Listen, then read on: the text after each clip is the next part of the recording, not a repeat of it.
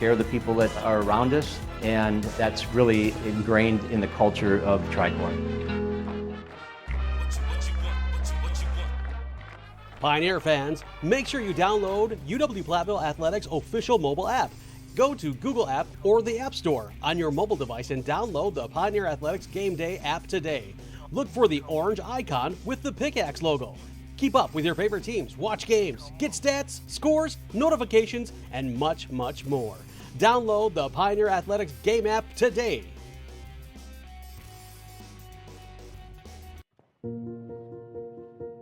My name is Gunnar Olson. I'm a civil engineering major and music minor from Roberts, Wisconsin. The music faculty here are very supportive of what I do, and all the people that are non-music majors as well, because they really want to develop that love for music, so they're encouraging if anyone that wants to play music to do it.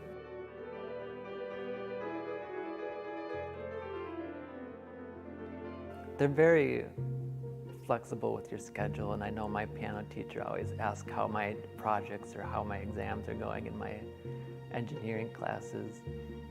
As far as the civil engineering goes, I know recently I'm preparing for a recital on Saturday, and they saw the poster, so they started hanging up a couple of my posters in the hallway because they're really interested to see civil engineers also work in other programs as well. Sports fans.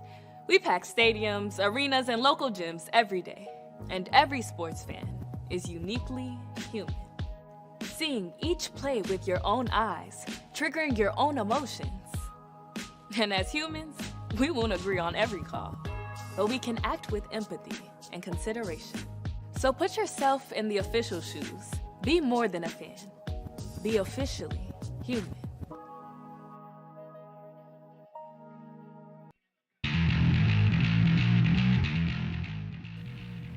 Welcome to the Pioneer Coaches Show. I'm joined today by head football coach Ryan Munns. The Pioneers are going to take on UW-Oshkosh today. Coach, coming off a 10-point loss, UW-Whitewater last week. Overcame an early 2-score deficit, but were unable to hold that lead. What are some positives you can take away from that game? Yeah, the positives that we're taking away from that thing is physically we're able to play with whoever we want to play with, and that has been a challenge for us here, and not so much this year. And the beginning of last year, we had some of those conversations that we need to be a more physical football team, and we're able to do that. It also shows that the game is one play at a time, right? And you play in top 10 matchups, and we're a top 10 team in the nation, and we're able to do some of those things. And in this conference, you got to know that it's just not one play that either makes or breaks that thing, and they're able to put yourself in a hole and then get out of it is one thing. Now we got to continue to learn and grow and make sure that fourth quarter is something that we can finish, and we've been able to do that in the past, so that was kind of the first time we weren't. So it's something that we are going to look at and see and try to evaluate. The defense has been excellent at forcing turnovers this year, 18 on the year, including 9 just the last 4 conference games. How's that ability to take the ball away helped you guys? We've practiced it quite a bit. It's been a huge emphasis for us on the defensive side. It's also a huge emphasis on the offensive side of what you do after those turnovers, right? And so early on, they were getting a bunch of turnovers and we weren't producing as much as we wanted to. And then we started to see this as a team aspect, that when that ball is turned over, there's a huge momentum swing. It obviously stops their offense from doing what they want to do and puts us in a favorable situation. And so when you take a look at the big picture, those turnovers equate to wins. And I know it didn't work out the way we wanted to last week, but we consistently do that, consistently turn the ball over. Those good things are going to continue to happen. And it's pretty fun to see those guys flying around because we've been talking about it, and now it's happening. Now you get UW-Oshkosh this week. They're also 2-2 in conference after falling to lacrosse last weekend. They've played a tough schedule so far this year as well, so they're ready for another ranked matchup. What can you expect from the Titans today? Yeah, they've probably got one of the toughest schedules in our league with non-con and how our conference stacks up. Their team knows us pretty well, right? Their DC's been around for a long time. Their head coach is the OC. He's been in the league, so we know a little bit too much about each other. Their defense is going to try to make you earn every single yard and try to put you in unfavorable situations with some of the disguising that they do offensively. They're going to try to pick you apart with the pass a little bit and try to do some Q run stuff, and they have some wildcat stuff that they get into. And so, for us, it's about taking care of what we can take care of, and as always, you got to block and tackle on this thing, and you got to make a few plays, and the team that can do that the best is going to be the team that's going to come out on top. Thanks, Coach. It's the Pioneer Coaches Show. Pioneers and Titans coming up next.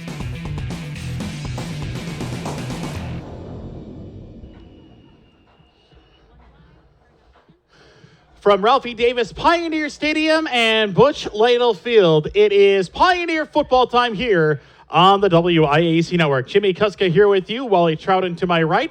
Coin toss down to the field. Pioneers captains Ben Yonker and Riley Christensen handling the duties for Platteville, who win the toss and defer to the second half. That means we will see the Pioneers defense most likely to start things here in this contest. And indeed, it'll be the Pioneers kicking off to Oshkosh as we get underway here in this top 25 showdown. There are 3 of these today in the conference, including River Falls and Whitewater at Raymer Field in River Falls. That's a big showdown.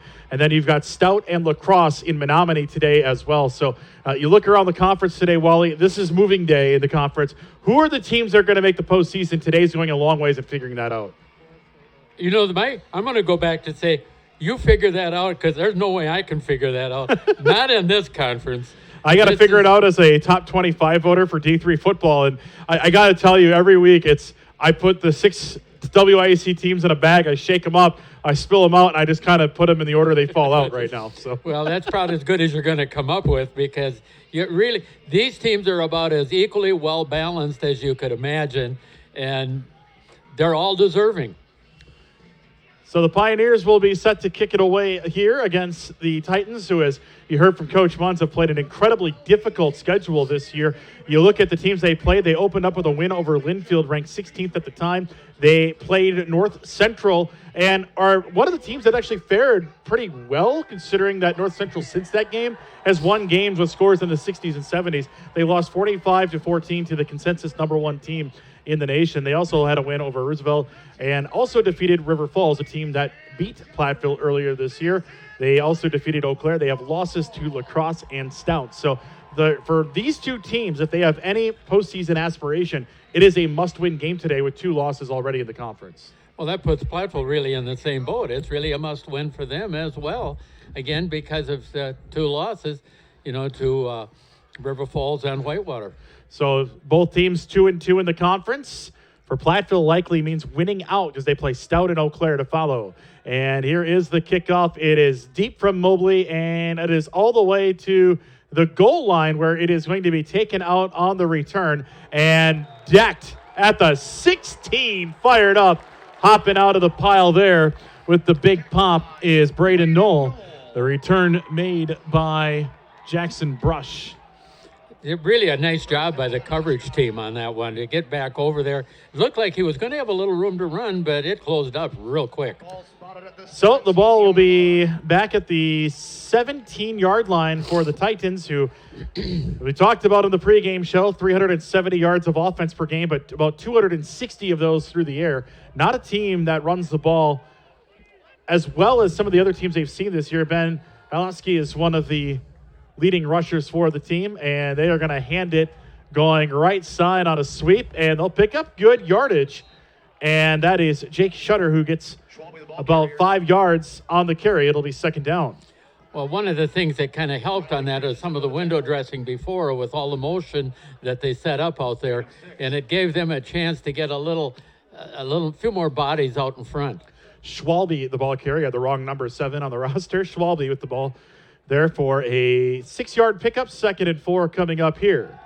Back to throw. Keene lines it up, tosses to the right, and he's got his man angling towards the far right side. Pass is caught on the right side for a first down at the 35-yard line. It's one of the things that you can see how good a quarterback is, but how quick he sets up and gets rid of the ball. Going tempo here, and now they will give on the carry straight up the middle. Doesn't go very far.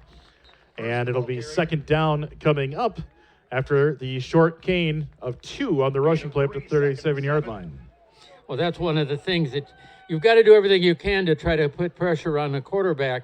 And you're going to see linebackers, I think, and nickelbacks and other people that be coming on blitzes for the Pioneers. Wolofsky, the running back. Schwalbe, the H-back in motion. They're going to shovel to him. This is actually a pass play.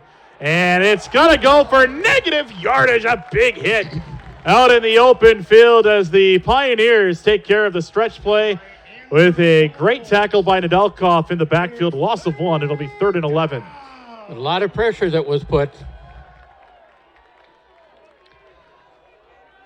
They'll go 2-by-2, but then orbit motion Schwalbe, and I'll look for him out of the backfield. Instead, they'll line it up, throw it into the soft spot in the zone, and they've got it to Brush for a first down into Pioneer territory down to the 49. You know, you can talk all about the throw from the quarterback, but what a great job by the receiver to find that empty spot out there, to get there, to settle in, and to go up and make the play.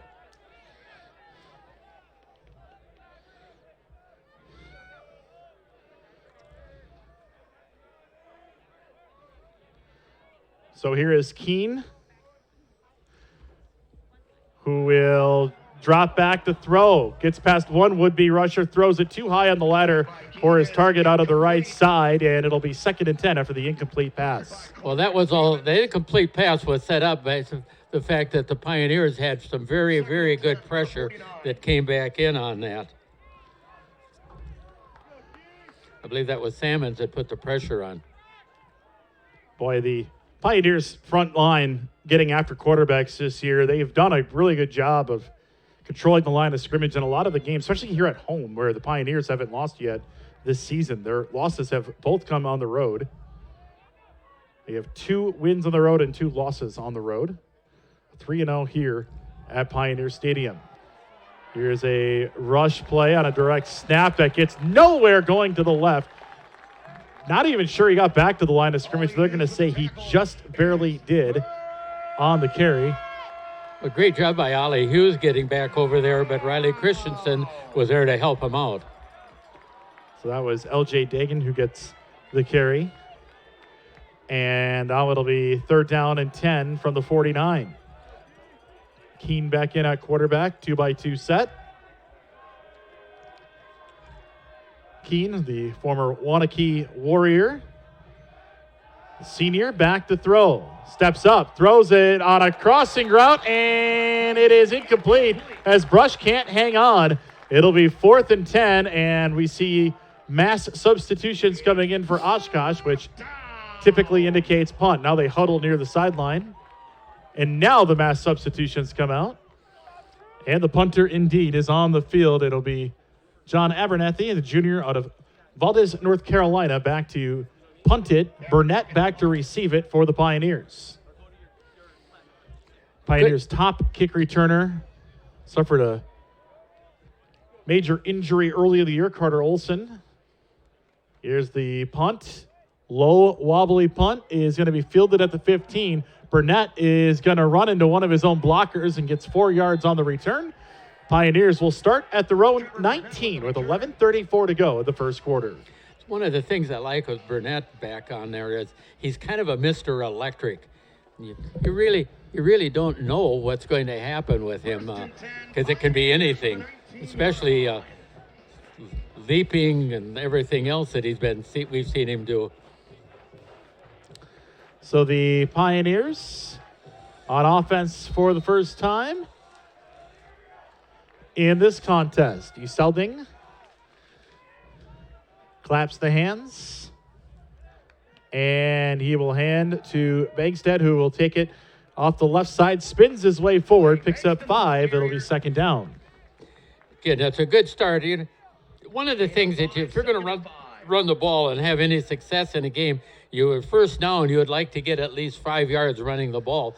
It puts you in a much better situation, and you have more options as to what you can do on 2nd down. So Bankston picks up 5 on first down, 2nd and 5 here. Bankston, one of likely 3 running backs the Pioneers will use today, along with Burnett and Egan. 2-by-2 set. Shotgun depth for Uselding. He'll toss it out to Bankston, who gets it around the left side, has some room to run, and gets shoved out of bounds at the 38. First down, Pioneers. The secret on a toss sweep like that is the blocking that you get back over on the edge. And there was some great blocking on the edge. It set that whole thing up. Ball is at the 38 of Platteville. Pioneers with the football, moving left to right as you see it here on Pioneer Sports and the WIAC Network. See, that was Jonah Larson that was really on that block out there that set that up. H-back on the right side of the formation. Now they'll motion him over to the left, and Bankston will run right behind that wall of blockers, and then, just for good measure, decides to take out the sticks over on the far side as well. It'll be a pickup of 7 on the play, maybe 8. Oh, now the stick sets back up. It's actually a gain of 6, so third time's a charm. It'll be 2nd and 4. It's one of the things I do like seeing is experienced guys on the down markers who, when that ball is coming close with a ball carrier, drop the stick and get out of the way. I got to hold the down marker for a game this year as a coach, which was an interesting experience. Yeah. You're outside the coaching box. I don't know. I know. It was kind of an advantage, to be honest. They'll give it to Bankston, who can't find a lot of room to work. It's tackled from behind, picks up 3. It'll be 3rd and 1 after the run.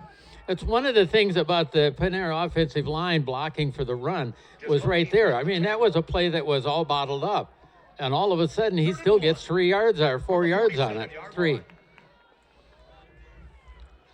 3rd and 1 for Platteville near midfield. Here early in the first quarter, approaching the midway point of the first quarter. 2 receivers right. Pioneers yet to pass. 4 runs so far. And they're going to go to the air this time. Uselding is some pressure. He'll throw it, and it's got to be hauled in. It is Sicey over the shoulder somehow, securing that ball before rolling to the turf. They're going to spot him down to the 29, and it'll be 1st down and 10. Platteville at the 30. 25th reception of the year. That's a bundle when you've got a stable of good receivers. Pioneers have lost a couple of their top receivers in the early going. Seen a lot of different guys step up into those big roles. Right there, Sicey perhaps stepping up with 8 touchdowns on the year, most of all. Uselding will swing the pass out. It's too high on the ladder and incomplete. It'll be 2nd and 10. So after 4 runs to start the drive, they go to the air twice. It'll be 2nd and 10 from the 30. Yeah, that's one you would have liked to have had because he had some running room back in front of him, but he wasn't going to get in the end zone. But well, you would like to think he would, but I wouldn't have expected it. Pass was intended for Braden Knoll, the freshman out of Byron, Illinois. So 2nd and 10 now for Platteville. Pioneers go empty. Fake the swing, and now Uselding will dive forward. Gets it down to the 25, pick up a 5. It'll make it 3rd and 5. Well, I would give Jonah Larson some credit on the tackle on that. He ran into Jonah, and that helped knock him down. Knocked Jonah ahead by about 5 yards. Yeah, Bratleaf was leading the way. Tyler Reed also in front. They've got a lot of youth on that front line, but done a pretty good job so far. 3 receivers left. 1 receiver to the right. Uselding on 3rd and 5, looking to throw. Now running. Gets inside the 20, slides down before it gets into a dog pile as he was going with kind of a forward slide. 7-yard gain and a 1st down. Platteville now in the red zone. That's not the way you teach them how to slide normally. You don't really like to get the feet leading it. Yeah, he led kind of, he just kind of fell down, and then everybody kind of hit him afterwards. They'll throw it off the right side, and it's incomplete as he was out of bounds. Boy, that was close. They were trying to tightrope the right side with Gavrick, and he was a step out of bounds. The official over there was right on top of it. That was close, but again, Gavrick has turned into the guy that, where did he come from? Because he stepped in when we had receivers go down, and he hasn't slowed down. That call was made by the head linesman. So Matt Goose was the man over there. Talk about all the officials here after this run by Bankston, who gets tackled from behind at the 15. Pickup of a couple. It'll be 3rd down and 8. The officials today, Chris Gibbs, Cade Murray, Matt Goose, who we just talked about, Scott Kepnick, Chad McKeithron, John Dickinson, and Jamie Muller. Well, getting back down here in the red zone is where Pioneers have got to have success. You need to be down. You need to score when you get inside that 20. No wind really to speak of today. A little chilly, but otherwise comfortable. No rain, at least at the moment. Makeable field goal distance from here off the left hash mark, but I'm sure the Pioneers would like more than 3. On 3rd and 8 from the 16-yard line of Oshkosh. Selding will turn, give. Bankston gets in a little trouble, escapes to the outside, dives forward to the 11. He's going to be 2 yards short of a 1st down. And we see onto the field Mobley coming on to try what will be about a 28-yard field goal, depending on where his holder sets up. And that's one of the things. He's had some very good success on kicking the ball this year. I mean, Pioneers have had a good kicking game now for a number of years. Kopp to snap it. Jelinek to hold. Mobley to kick it off the right hash from 28 yards away. Kick is up, and this kick is no good. It goes left, and it's going to stay scoreless with 5:36 to go in the 1st quarter. And I tell you, as a special teams coordinator for a high school team, when you're kicking off the hashes, it actually makes the space in the crossbars to kick it through smaller because of the angle. It's just geometry, right? And it's a tough angle to take when you're that close to the end zone and you have to kick off of a hash mark. It is tough because, again, like you said, it's a lot smaller space in there to get it through. I know, it's the same width all the time, but yeah, the angle takes that away. Right back to work on offense. The Titans will start 1st and 10 on their own 20, wasting no time, and A.J. Korth in at quarterback now. The play clock, 25 seconds. The play clock, or the game clock, play clock will start when I'm ready. Excuse me. Thank you. So quick clock issue. We're good to go here. We'll start the play clock at 25 seconds on the motion here, and we're good to go. So A.J. Korth in at quarterback. 10 pass attempts, 10 pass completions this year. He will run the ball to the right side, gets upended, but not before picking up 7 yards, and it'll be 2nd and 3. And that's really one of the things that gives them a dimension. And really, the defense has to be aware as to who's in there at quarterback. On the year now, 45 rushing attempts for 209 yards. There's a long rush this year of 39 yards. So he brings some wheels to that position. They will read and they will give as Korth will hand it to the running back into a pile up here. And the pile falls down, a gain of 1 on the play. It'll be 3rd and 2.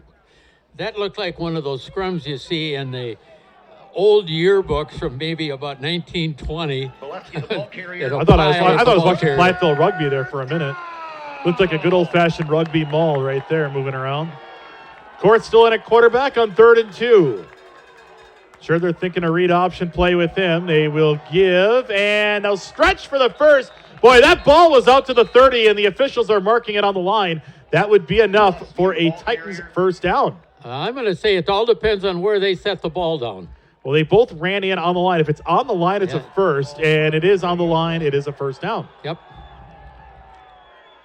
And he stretched. It was that effort to stretch out that got him the 1st down. Exactly. 2 yards. They needed 2, and they got 2 yards and an inch. 73 inches if you do the math. Very good. 1st and 10 for the Titans, who will give it off the right side. And not a lot happening over there as Voloski gets tripped up, stopped near the backfield, gets back to the line of scrimmage. No gain. It'll be 2nd and 10. You know, and you can point out a lot of other people, but Logan Drone was one of them involved in that. 2-by-2 in the second down play as Korth stands in at quarterback. Pioneers bring in the safety blitz. And Korth is going to get hit and taken down at the line of scrimmage. They're going to give him forward progress just in front of the line, the original line of scrimmage. Picks up maybe a yard here, depending on where they set the ball down. And they got it Just to the a hash, yard. so a 1 yard gain. Well, maybe minus a couple of inches. Really only about 10 inches. 3rd and 9.5 for Oshkosh. 3 receivers left. They're bringing the house. This is engage 8 here. Korth hit as he throws. It's incomplete as the Pioneers dial up an all-or-nothing blitz, and it pays off as they get an incomplete pass, and now 4th down. Oshkosh will be forced to kick it away. Well, you look back there and you see two defensive ends running off the field after the quarterback sack. Almost got to the quarterback, but did enough to force the incompletion. For Korth, that's his first incompletion of the season. Trevor Burnett back deep for your Pioneers. Burnett standing back at his 35, waiting for this kick from Abernathy. So far, it appears is that depending on this kick, it could be a advantage from the change of punting. Low punt, returnable for Burnett. He is going to try to bounce it outside, gets past the first wave. Being chased by a lineman, tiptoes past him, and gets out of bounds into Oshkosh territory, and no flags on the play. So Burnett will have it to the 49 of Oshkosh, 1st and 10. Pioneers have great field position to start this drive. Well, that's good. You get him back inside there. Now, this time you need to take the advantage of where you are in the field and get the ball in the end zone and not have to try for a field goal. 2:40 first quarter, scoreless. Pioneers missed a field goal on their first drive. Oshkosh has punted to cap off each of its own drives. We have a pretty clear offside penalty here. Get the call from down on the field from Chris Gibbs. Offsides. Defense, number 55. 5-yard penalty. 1st down. Lewis will move the ball down to the 44-yard line on the offside. That was pretty easy to spot as he made contact with the center, who then snapped the ball anyway. And it's a backup nose guard that's got a little, well, he was in a hurry. I never understand how you can jump offside as a nose tackle because the ball is right in front of you. Yeah, you're supposed to watch the ball, not listen to the quarterback. Here's the carry to Bankston, who made a man miss at the start, but then got tripped up by the shoelaces. That was 10 yards, but it could have been a lot more. Either way, it'll be a 9-yard pickup down to the 35, 1st down Platteville. What a great cut he made to the left. You know, he popped through the hole, and then all of a sudden he goes to the left, and there's a little zig in there. Nice job. Got past the tackle attempt of the linebacker, Kenny Satori, and kept it moving. Good for 9 yards and a Pioneer 1st down. 1st and 10 at the 35. Selding back to throw, looking left, throwing left on the run, and a great play made by the defensive back on the far side of the field. Trevor Bars, who got up and knocked that one away, the former Evansville Blue Devil, able to make a great pass breakup off the left side, and it'll be 2nd and 10. Looked like it was going to be a good one, but Garvey just could not get himself clear. Just didn't have the separation you want to have. And a great defensive play to boot. That's tremendous coverage by Oshkosh. So now it is 2nd and 10 at the 35. Empty backfield. You think they get a lot of that in practice? And also, Uselding looking for 3 receivers right, nearly got a hand in it. It is Bankston who gets the catch. He's going to get it down to the 24. 1st and 10 on the 11-yard pickup as Bankston has gotten a lot of work here in the early going as we tick away time in this first quarter. 2 receivers left, 1 receiver right. And Uselding will hand it. Bankston, through a big hole in the middle, will pick up 5 or 6 yards in a cloud of turf down to the 18-yard line of Oshkosh to make it 2nd down and 4. Really, Redleaf and Reed did a nice job on their blocking right up front, right at the point of attack. Burnett's into the game now after Bankston checks out. So the second running back of the night is into the game of the night. It's not nighttime yet. Daylight saving is approaching, though. It'll be dark by 2 in the afternoon soon enough. Yeah, but there's a heavy cloud, so it did darken it a little bit. Not a fan of. We have a timeout, Platteville, as they weren't ready to go. The play clock was down to 6 seconds, and they weren't set quite yet after the substitutions. So Platteville uses its first timeout with 48 seconds to go here in the first quarter. Today is an exciting day if you're a winter sports fan. It's the start of the wrestling season for the Pioneers. They're over at the Jim Fox Invite at Dubuque. That's happening today, the kickoff to their season. The Pioneers have a lot of home meets this year in wrestling. Last year, they only had like 3, I think. This year, I think they have 6. So a lot of home wrestling events here for the Pioneers. Well, there really are, and that's one of the things. And I'll tell you, one of the things, though, that was an away event this last week that was pretty awesome, and that was when UW-Platteville went up to Madison for the exhibition basketball game with the University of Wisconsin, and actually played pretty well against a good Division I team. Yeah, and that game obviously serves a higher purpose, so that is to help raise awareness and funding for guarding against cancer. And of course, Greg and Jeff Gard, the brothers from mighty Cobb, Wisconsin, where they have Guard Way.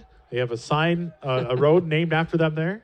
Or as they like to joke, it's a dead end road, so they don't know what that implies. But hand off to Burnett, who gets his way up the middle. He's going to have the first down and plenty more down to the 11 for the Pioneers. It's funny because the guards did their press conference together after the game. You don't usually see opposing head coaches do it. But I would just sit there like, that's kind of like the Thanksgiving table, right? They get to go head-to-head, and the Pioneers gave them a pretty good run, I thought. The cool thing about having those brothers both here in the same state, they have contests with each other.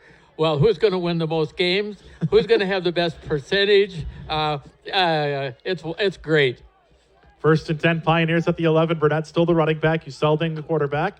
They are going to give to Burnett, but he is going to be gobbled up immediately by the interior line as they get in there for the stop at the end of this first quarter. Tackle made on the play by Jack Radicek. So at the end of 1, it is scoreless between Platteville and Oshkosh. You are watching Pioneer Sports on the WIAC Network.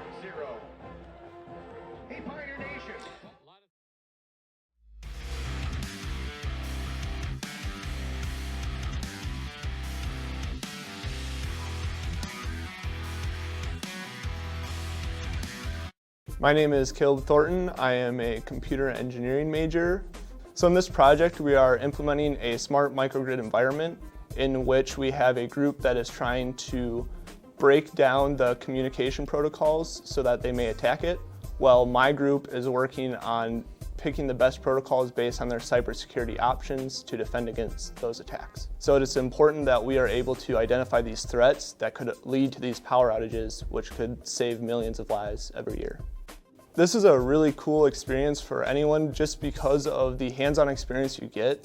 We've already been approached by our generous donors about the information we're learning is what they are looking for in employees.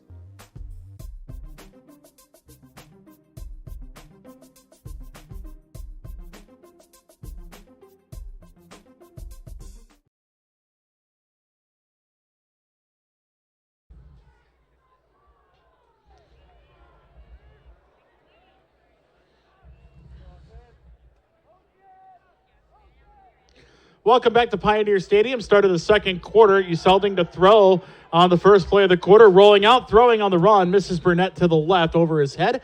And because that was 3rd down, it makes it 4th down now from the 11. And for the Pioneers, they had a 4th down from this exact spot on the other end of the field and tried a 28-yard field goal, and it missed. It looks like the offense is staying out there this time. They haven't changed it to 4th down. So maybe we're Maybe we are down Maybe ahead. we're All right, off well, it's one. 3rd and down now. Okay. Well, they had changed it to 4th on both the scoreboard and over on the side. Now that's back to 3rd. Well, I can't count to 4 either, so that's why I have my now 7-year-old, as he turned 7 this week. I have him do all my math work. He'll hand it to Burnett up the middle, makes the first man miss, and gets decked at the 6. And now it is 4th down and 5. A field goal from here would be about 23, but they are keeping the offense out there. Yeah, this time they're going to go for it. I mean, of course, you're down, like you said, down at the 6-yard line, and you can get a first down here if you can get down to the 2. I feel like these stats are incomplete that we just got handed. I'm going to use the live stats online. 2 receivers left, 1 to the right. Pioneers going for it on 4th and 5. Then the ball knocked away. It was a trick play, and they're going to say incomplete pass as Oshkosh is running off to the end zone. They're going to say it was a forward pass. They blew it dead, and Oshkosh is going to go into the end zone anyway, just in case they change their mind. Here we go. The field is an incomplete pass. Turnover on downs. First down, Oshkosh. Boy, I tell you, the shovel pass right there, the forward pass, saved them from what would have been a 90-yard fumble return for a score. Yeah. When you in any motion to move the ball forward, a forward pass, right. It's an incomplete pass. And I don't know if we have the replay of that to see it here, but it is. Well, we don't have the replay of that play, but it was shoveled forward, and that's why it was an incomplete pass. Boy, it'd be great to get a look and see that one again. But either way, the Pioneers catch a huge break. Oshkosh will have it 1st and 10 on their own 6. Yeah, this is where the defense needs to come out for the Pioneers. That was a game-changing play had it stood as a fumble. They are going to give off the left side. No gain on the play. Maybe back to the line of scrimmage. Keene back in at quarterback for Oshkosh. No gain on the play. That really was quite like you say, game-changing, and all of a sudden you're looking and you're seeing the ball flying all over the place. You start wondering, what did they just do? But it had to have been an incomplete pass. Well, the underhanded motion forward tells me that it was a forward pass attempt. They were trying to shovel a pass on a reverse is what they were doing. And when I got knocked to the ground, and this now will we've be a got 3-yard penalty against Oshkosh for false start. lining up with too many men on the line or something. 60. False start. Offense number 60. Ball being forced. Half the distance to the goal. 2nd down. So ball's up to 3. But that was, and it's too bad we don't get a second look at that play, but it did look like he was moving the ball forward on it. Yes. So either way, it is 2nd down and 13 now. Well, the ball's going in the air. I don't care where they are on the field. 3 receivers to the right, 1 to the left. H-back to the left side. And now the running back goes in motion. Keene will set up, throw it to high, incomplete. Now 3rd and long for Oshkosh from the shadow of their own goalpost. And there was a lot of pressure that was put on the quarterback on that throw, and he ended up sitting on his behinder. Not yet here. They're on play here. 2 receivers either side. It may not matter. 2 receivers. Now they motion a receiver across to go trips to the right. Keene sets up the throw from his own end zone, and it is going to be short of his intended target, and it'll be 4th and long for Oshkosh. They'll have to punt it with the punter with his heels on the goal line or the end line back there to try to kick it out of their own end zone. It's not where you want to be punting from, and this is a time when whatever you've got for a punt block play, time to bring it out. Yeah, this is what you see here. They have a tight punt formation here. A lot of guys in the shield, just one gunner for this punt as they're expecting a heavy rush. They get it. They block it extremely well, but it is a short punt, and it is going to take a huge Oshkosh roll. This is a fantastic punt, 52 yards. And there's a flag. back over on the 24-yard line. That's usually in the area of holding, and it would be against Platteville, so it could move them another 10 yards back. Because there's only one gunner in that formation. And that's about where the gunner would have been running up the field. So they're going to talk about it here for a second. If it is holding, it moves the Pioneers even further back, but already a 52-yard punt. Well, it makes you wonder when they talk this long. I mean, to me, that's what I would expect. Well, the chain gang is moving back here on the left. They're moving back to the original lines over here. So it may be a penalty against Oshkosh, and they might have to re-kick it. But we're watching the chain gang set up on the far side. They're going back to where they were on the punt play. Here we go. There is no foul for an illegal blindside block. The block was legal. So they talked about it, and they said that they had a legal block on the play. Now the chain gang's got to run a 60-yard dash to go set up on the other end, with Platteville taking over at its own 41 following a 53-yard punt. My compliments to the officials, though, for getting together and talking about it. I do think they had it right, too, on the pass play that looked like a fumble. I think they had that right, too. Yes. Back to throw. Uselding darts one right side. They'll pick up 4. Quick pickup on the play. Tostered, so it'll be 2nd and 6. It's one of the things the tight ends for the Pioneers don't get a lot of catches. I think that's only his 5th catch this year. Quick toss to Tosterud, and now it is 2nd and 6. 3 receivers left, 1 receiver right. Selding on 2nd and 6 from his own 45. Back to throw. It's a quick pass to the outside. It is caught. Makes one man miss. Makes a second man miss. Gets across midfield and picks up the first down. Braden Knoll with the pickup. It'll be first down Pioneers at the Oshkosh 48. That's what you call a great job after the catch. Because he caught the ball, and all of a sudden he's immediately being touched by a white jersey and runs through another one, and then almost ran through another one. Picking up the yak on that play to get it down to the 48, 1st and 10, yards after catch. It's a football term. I looked it up. Uselding claps the hands, moves an H-back across. They're going to run behind him. And they're going to get a pretty good pickup here with Burnett down to the 41 before being shoved out of bounds. 7 yards and a 2nd and 3 coming up for Platteville. And again, a nice job running the football.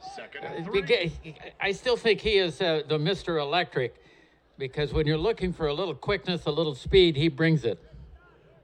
Pioneers are down 4 offensive starters at this point in the season. They're running back and a couple of receivers and a lineman. Pretty banged up on offense, but still moving the ball pretty well. 2nd and 3 on the 41. Gavrick in orbit motion, looking to throw. Uselding checks across the field, comes back across to the right, and finds his man down to the 26. First down Pioneers, as he's able to come all the way back across the field and complete that pass to Matthew Nice. And again, great job. It's a good job getting into the open, and a nice job by Uselding finding him. Nice, who played at River Ridge, the former Timberwolf, with a catch there. His 2nd catch of his career. 1st and 10 for the Pioneers. Empty backfield, 5 receivers set at the 26 of Oshkosh. Uselding back to throw, looking, flush to his right, still looking, lofts one to the side, and it is out of bounds. Incomplete. Had a receiver in the area who caught it out of bounds, and it'll be 2nd and 10. I ended up and had a receiver in the area, but he had to get rid of the ball now as the receiver was trying to come back to the ball, but he just didn't have enough time to get there. So it'll be 2nd and 10 Pioneers at the 26-yard line.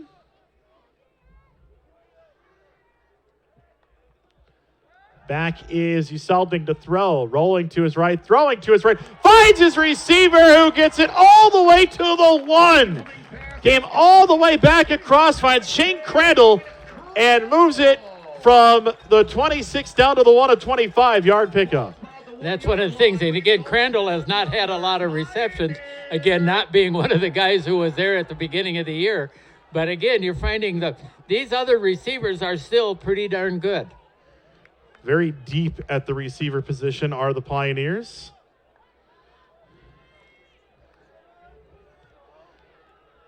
So now it's goal to go from the 1. Going to go heavy on the line on the left side, H-back on the right side. And it's going to be Uselding putting his head down, pushing into the end zone. Touchdown, Pioneers! It is Uselding swinging the axe for the first score of this game at 9:26 to go in the second quarter. Platteville is in from a yard away. Uselding the rushing touchdown. And for Nathan Uselding, his 5th rushing touchdown of the year. They had to get in the end zone this time. That's your 3rd time in the red zone. You had to get this one as a score. Long snapper, Gillette the holder.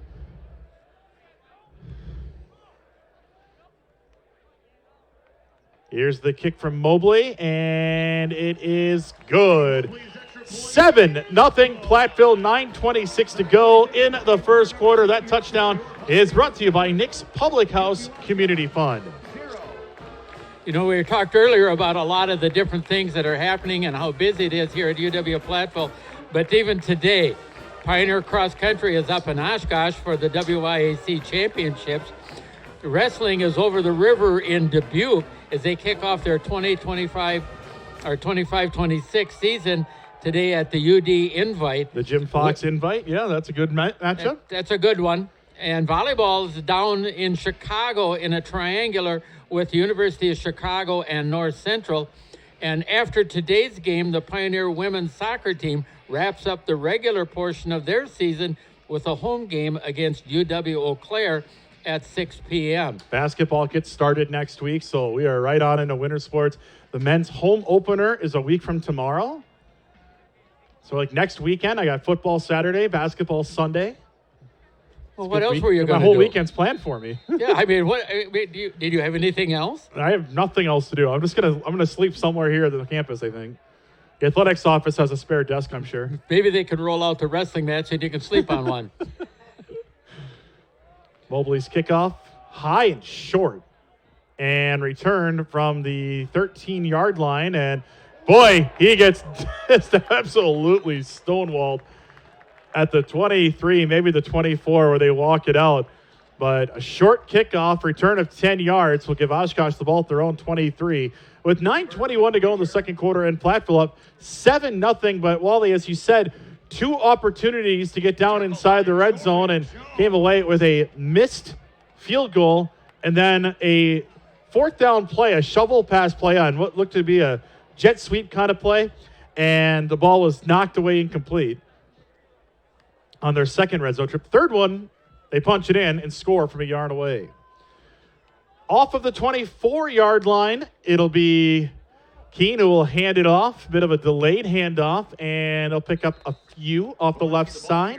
Titans have been patiently working the run game in this one.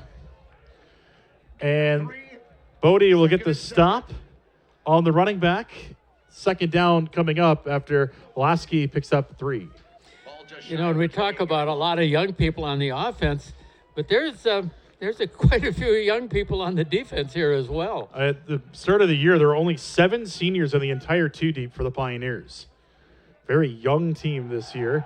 They're going to keep Keene on the pass. He'll catch it, breaking up 1 tackle, and boy, that's that bounce off of the defender because he regained momentum going forward. He's actually going to lose yards on that football move as Brush will get it up to the 31. It makes it 3rd and 3 now after about a 3-yard pickup.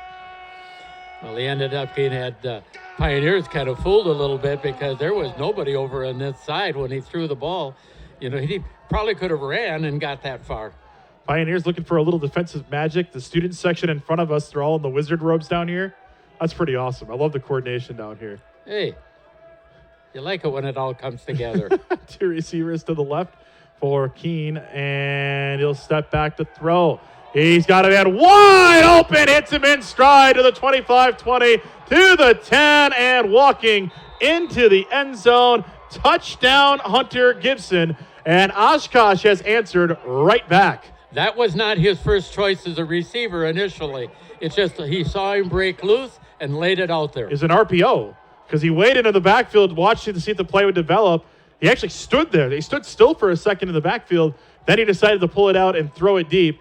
And he finds him for the score, as now the Titans could tie it up on this point after. Second touchdown of the year for Gibson.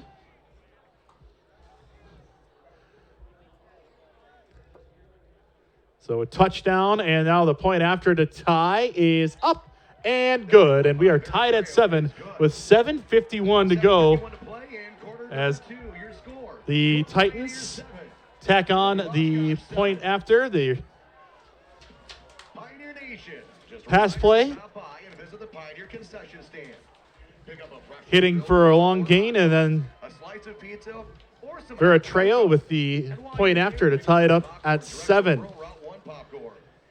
Well, discover the excellence at the University of Wisconsin-Platteville. Our renowned engineering and STEM programs offer a cutting-edge environment with over 60 majors to choose from. Plus, with exciting clubs and organizations, there's always fun happening on campus. Discover why UW-Platteville is a smart investment. Apply now. And you saw the ad that was on here before about the computer engineering and some of the things that they're doing. And I still look back to the fact that you got the engineering and the ag people coming together and coming up with, I can't wait to find out more about spoiled milk becoming plastic. Officials stopped because the ball fell off of the tee. So they'll get one chance to reset it without a holder. There's no wind here, so they didn't get blown off the tee. Well, maybe that somebody ran by it quick. Missed so it. The 69-yard touchdown now kicking off is Dominic Borges for the Titans. So Borges will get it high, end over end, returnable from the 13, and it'll be taken by the Pioneers. And boy, it's fresh. We've talked a lot about this game is Nolan. He'll get it up to the 35. They're going to say he's down at the 34, but either way, a great return of 21 yards to give to the Pioneers good field position to start this drive. Well, that's one of the things that the Pioneers have really done this game is put themselves in good position, except for one pass play that didn't work out too well against them. But otherwise, the Pioneers have looked good on this. So the offense back out there, 3 trips to the red zone, just 1 score to show for it, and just gave up a big play on defense, a 69-yard pass play to Gibson from Keene. And now the Pioneers trying to get back in front again as Bankston will have 8 yards, running almost untouched to the second level before finally going down up to the 43, 2nd and 2. You know, we were talking before, with both of them and how all of a sudden he's doing all of these wonderful things, but let's give credit to the line. That's who's doing it. They're going to try another run here. Bankston will cut back to his right. He'll get to midfield and another 7 or 8 yards. He'll actually get into Oshkosh territory with 8 yards, and it's a 1st and 10 for Platteville.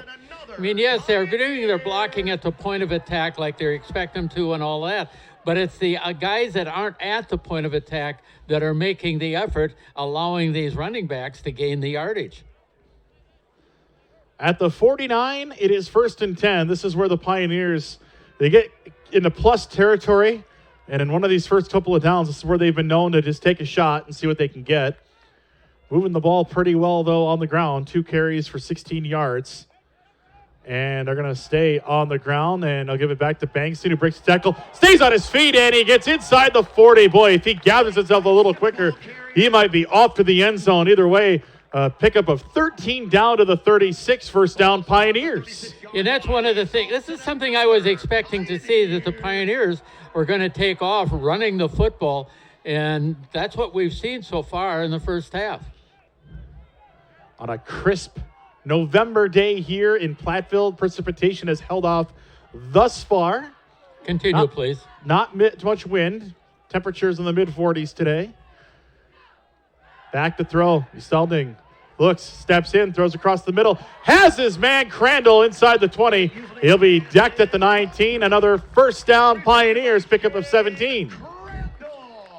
You know, it's one of the things, if you're the passing coordinator in a game like this, you really need to do everything you can to pick your points because you're running the ball so well. Ball's at the 19 on the right hash mark. 1st and 10. 4th trip to the red zone now for the Pioneers. They are 1 for 3 in the red zone today. A missed field goal, a turnover on downs, and a 1-yard touchdown run. 3 receivers left for Uselding. Bankston in as the running back. And they will hand to him. Had a hole for a second, but it closed up in a hurry. Oshkosh gets in there and stops him for no gain. Well, it ended up, and you had a defensive tackle that somehow got turned around when he was blocked and ended up with the ball carrier almost running right into him. Burnett is in at running back. Bankston will get a break. 2nd and 10 and at the 19-yard line for Platteville. Looking for a little quickness and maybe a little speed here. Just trying to pick up some positive yards to make 3rd down a little easier. 2 receivers to the left. 1 to the right, H-back on the right side of the formation. Now they'll go empty as they motion out.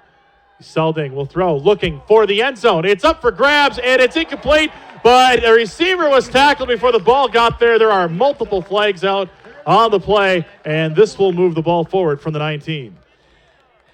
Excellent job by throwing the ball, and you ended up and you had the running back over here on the near flat that was Here's wide open, but... Calls from the official down on the 10-yard line. Pass interference. Defense, number 30. 15 yards from the previous spot. Automatic 1st down. So from the 19, if they're saying it's 15 yards, they're going to move it down to the 4. And they indeed move it to the 4. 15-yard penalty. After the penalty, ball's about to 40. Bunch formation left, single receiver right. Burnett still the running back there with Uselding. Uselding claps the hands. Motions a receiver out. Looking to throw. Going to the back of the end zone. Ball deflected away. Another great defensive play by Trevor Bars, who has had a couple of key pass breakups for the Titans on defense. And the thing that's too bad is Garvey came open almost right under the goalpost just as he was throwing the football. But again, you were looking for somebody a little further, and unfortunately that didn't work. Yeah, Bars is a product of the Evansville Blue Devils football program, which for a long time was coached by Ron Grovestein, Hall of Fame coach. They named the field after him. It was actually right down the street from my house when I lived there. Great facilities there in Evansville, and great football too, as you see right there. Uselding will hand off to the left. Here's Burnett angling toward the end zone. He's going to be stopped short at the 1. Technically he's at the 1, but they're marking a ball just inside the 1, just short of the goal line. I mean, that is... We were just doing the math on like 73 inches to go earlier. This is an inch to go here. If we had a pylon cam, I would be very curious to see how close this is. It is right there. I would expect Uselding to be just diving through the middle here. He's already got 1 rushing touchdown. And they're going to turn, they'll give, and jumping over the pile and into the end zone. Touchdown, Pioneers! Leaping Burnett. It is Trevor Burnett in to score. Swing the axe for the Pioneers. It is 13-7 with 3:48 to go. The second quarter, Platteville on top. You know, I've been very, very impressed with the Pioneer offense today, showing they've came to play. Mobley will try the point after with the orange shoes. Just getting his attire ready for hunting season. Well, last week he wore the pants and shirt. Kick is up, and the kick is good. So with 3:48 to go in the second quarter, Platteville 14, Oshkosh 7. That touchdown brought to you by Nick's Public House Community Fund. 14. UW-Oshkosh 7. Scoring drive for the Pioneers. They started on their own 35, 9 plays, 65 yards, capped off by a 1-yard touchdown run by Trevor Burnett. Hey, Pioneer fans, want to skip the line on game day? Well, the Pioneer Athletic Department makes that nice and easy for you so you can buy tickets online.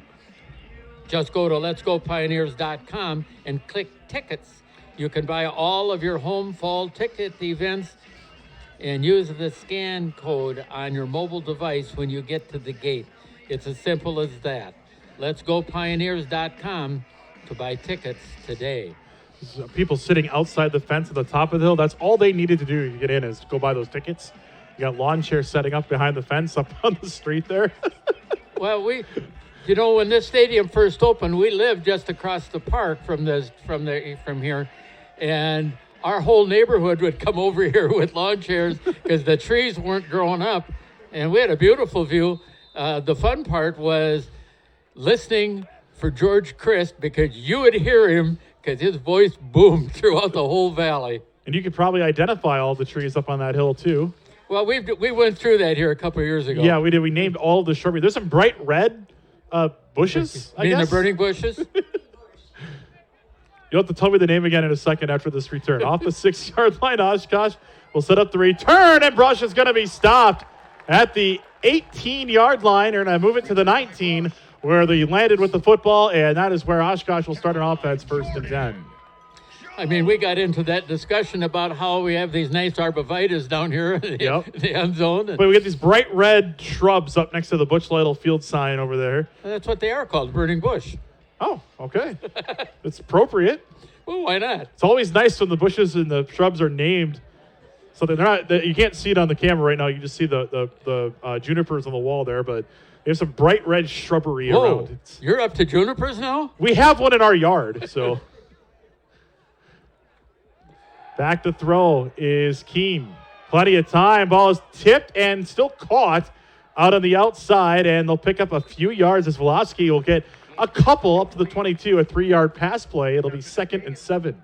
Well, he was looking further down on the left side of the field for a receiver, and he was well covered. So, now where do I go? Well, Pioneers, I'm sure, are waking up a little bit after the long pass play. I guess the ball wasn't tipped. It was just kind of a lofted throw out there. Got to Velosky, and Oshkosh has to use the timeout. They broke the huddle with 12.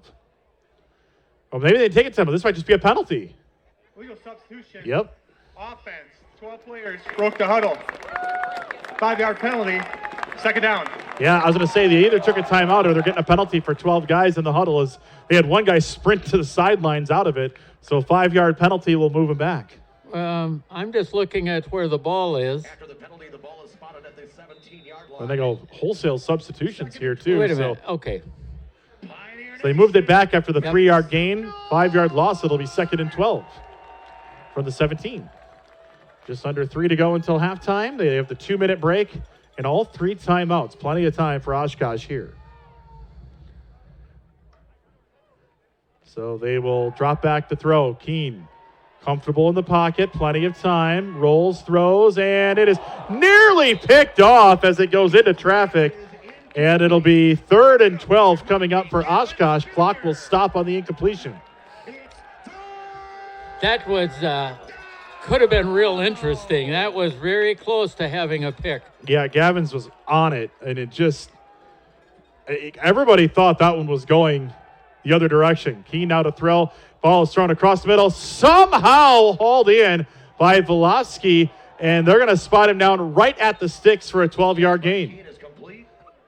He is down on the field and hurt, so Oshkosh will have to use a timeout here. And you're going to get the explanation from the official as to why they have to do that. Where are they spotting the ball, though? That's the question. Looks like back at the 20. Well, the official on the far side was saying they were trying to move the sticks, and now where they spot the ball, they're kind of eyeballing it, and they've moved it back about a half yard. Yeah. And now you can see the coaches on the far side are furious. Please set the play clock to 25 seconds. The play clock and the game clock will start on my ready. So Oshkosh, because of the injury, will have to use a timeout. But you can see the coaching staff for Oshkosh very animated because the official on the far side had the ball marked up near the 30, and then they set the ball down just in front of the 28. So about a yard difference in where they thought the ball should have been spotted, and Velosky being helped off the field. So they're starting running back down. Burson also out, so they're on to the next man on their roster to run the ball. It appears that would be Emil Jackson would be the next guy up based on the season stats. So they will. No. So it'll be 4th and a yard, and Oshkosh is going to punt it away. No, they're going to use a timeout. Hold on. One of the coaches from The first of the half. Okay, so that's their first timeout that they've used. So they did not lose a timeout for the injury. But one of the Oshkosh coaches is over here, and they're having very nice discussion with the linesman over on the far Yeah, side. I'm curious about the injury and whether that should have been a timeout or not. I'll have to ask our guru here in the press box about when that comes into play, if it's after 2 minutes or before 2 minutes. But I'm assuming that it's after 2 minutes in the half. I'm assuming that as well. Yeah, so I think that's where I was mistaken. But either way, each team has 2 timeouts. The 2-minute break is coming up in 18 seconds. And we'll be ready to play here in a second. Oshkosh showed that they were going to punt before the timeout. They have both the offense and special teams huddled for Oshkosh on the far side. So we'll see which team heads out. And it will be special teams. What a place to run a fake. Well, down close to the half. Although Platteville's been starting to finish drives now, so they've had some short punts in this game. Abernathy had the one punt with a long roll, but it was a low line drive kind of kick. And he'll get this one. This is his best punt by far of the game. High to Burnett, who backpedals to the 22, now starts forward to the 30, tripped up at the 35, and that is where Platteville will start on offense. Hold on a second. There's a flag as Abernathy calling, thinking he got hit, and this one may be a first down for Oshkosh as they are celebrating over on the far side. Well, they're going to call running into the kicker. Was not anything vicious. Yeah, it would be 5 yards. Either way, it's a first down if it's a penalty on Platteville. There is no foul on the play. The defensive player was blocked into the kicker. It'll be 1st and 10, Platteville. There you go. I was watching it in real time, and I was thinking, uh-oh.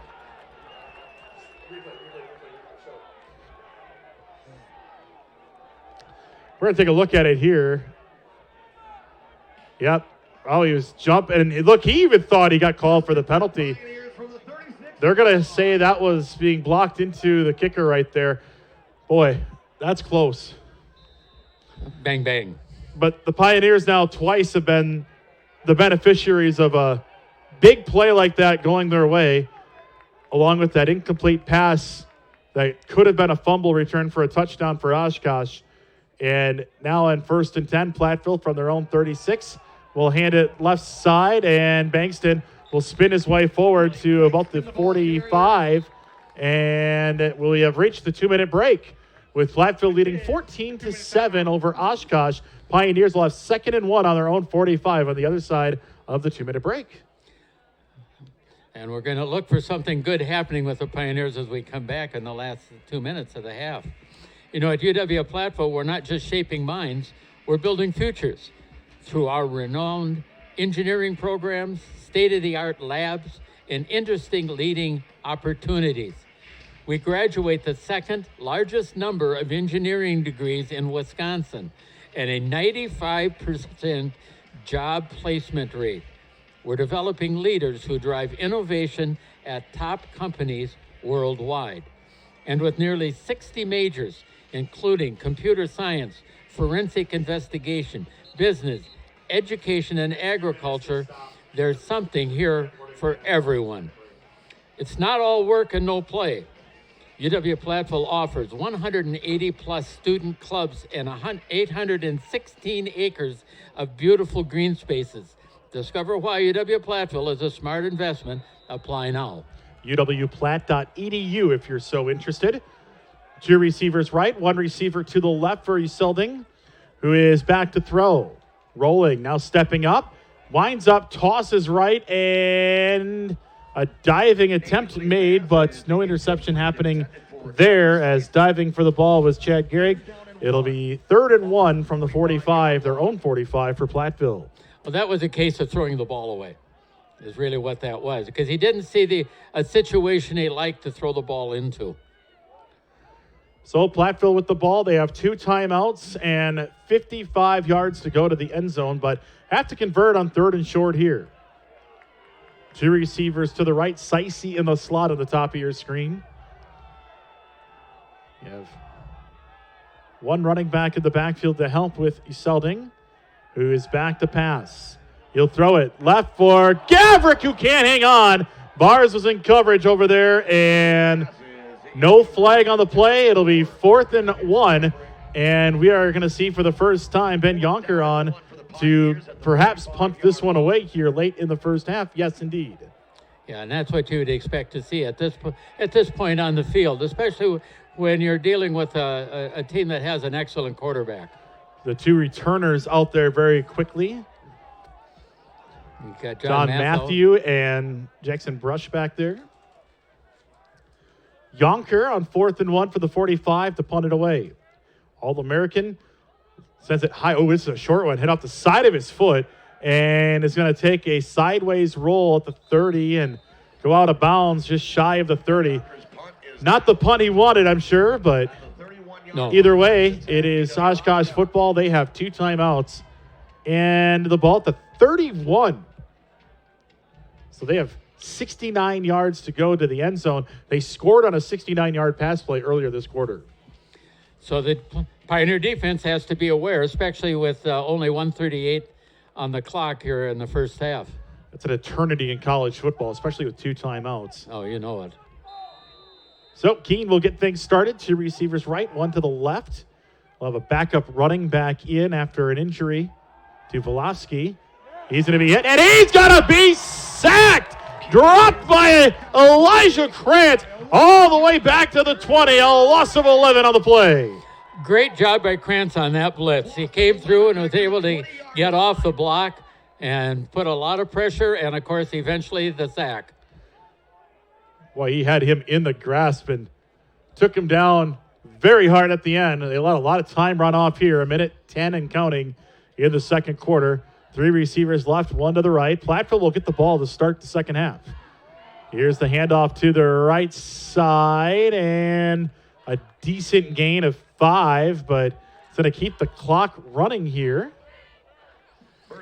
Yeah, no attempt at the timeout at all. Yeah, Doug Burson in to carry the ball. Came into the game 106 yards rushing, got 5 there. 3rd down and long, 3rd and 15 for Oshkosh. 35 seconds to go in the quarter. Letting time tick away, 15 on the play clock. They can take this down to about 16 seconds if they wanted. But they're going to get things going here. Back throw, hit, and sacked again. Give credit to the entire defensive line. I think the first one in there on that stop was Logan Drone, but there were 3 Pioneers there in a hurry, and that could be the final play of the half if there's not a timeout, although now I see the clock has stopped and the officials are writing down a timeout. So I believe Platteville took a timeout here. Yes, they did. And as you would expect at this point, I mean, they got a good return. You got a shot at getting in the end zone. So you see the replay here. You can see how the defense just collapses here. It was Krantz again off the edge who got him. Krantz got 2 sacks in a row there. Let's see. Now we've got Burnett back here on the punt, so we'll see some exciting. And they haven't punted it deep. They had 1 good punt. They had 1 that rolled quite a ways on a 52-yard punt. Abernathy back there. Burnett waiting at his own 45. They bring the heat. Punt is up, and it just gets away. Burnett is going to chase after it. He touched it. He'll pick it up, being chased, reverse his direction. Uh-oh. And he falls down at his own 31. Well. Yeah, so much for the great return. Ball on the 31, 9 seconds to go. I don't know if you're going to see how far Uselding can throw it here. I mean, they get the ball to start the third quarter. They get kicked to at least, and it looks like that timeout was just to give them a shot at a victory formation kneel down here. That's what I would expect, and that's what we're going to get. Yeah, that's what they're going to do. They're going to line up and kneel it down, we think.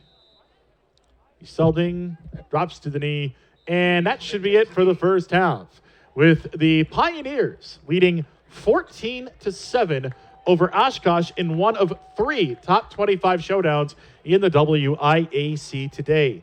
In the first half, Platteville had 124 rushing yards on 22 carries, 5.4 yards a carry, and a rushing touchdown by Uselding. And through the air, 102 yards passing in this game. So the Pioneers, 39 plays, 226 yards, 5.79 yards per play. How about this, though? Oshkosh, we knew coming in, was going to struggle to run the ball a bit, but maybe not this much. 12 carries for just 4 yards in the game, 119 yards through the air. That's 26 plays for 123 yards, 4.73 yards per play so far. Pioneers have racked up 13 first downs, while Oshkosh has just 4 first downs so far in this contest. The Pioneers got touchdowns in this game, both on the ground, both from a yard out, one from Uselding and one from Burnett in this contest. And through the air for Oshkosh, a 69-yard pass play to Gibson. And around the WIAC, we have some other scores. La Crosse is leading Stout. It doesn't say where it is in the game, but they're leading 14-7. And also going on, River Falls, Whitewater. River Falls is leading 28-7. And Stevens Point is leading Eau Claire 21-12. We're getting to the band performance. It starts in about 45 seconds.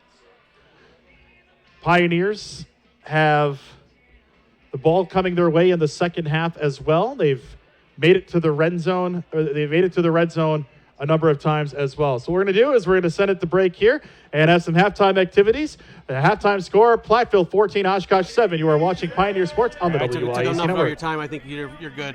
All right, thank you very much. We'll do it next time. Too bad now. No one?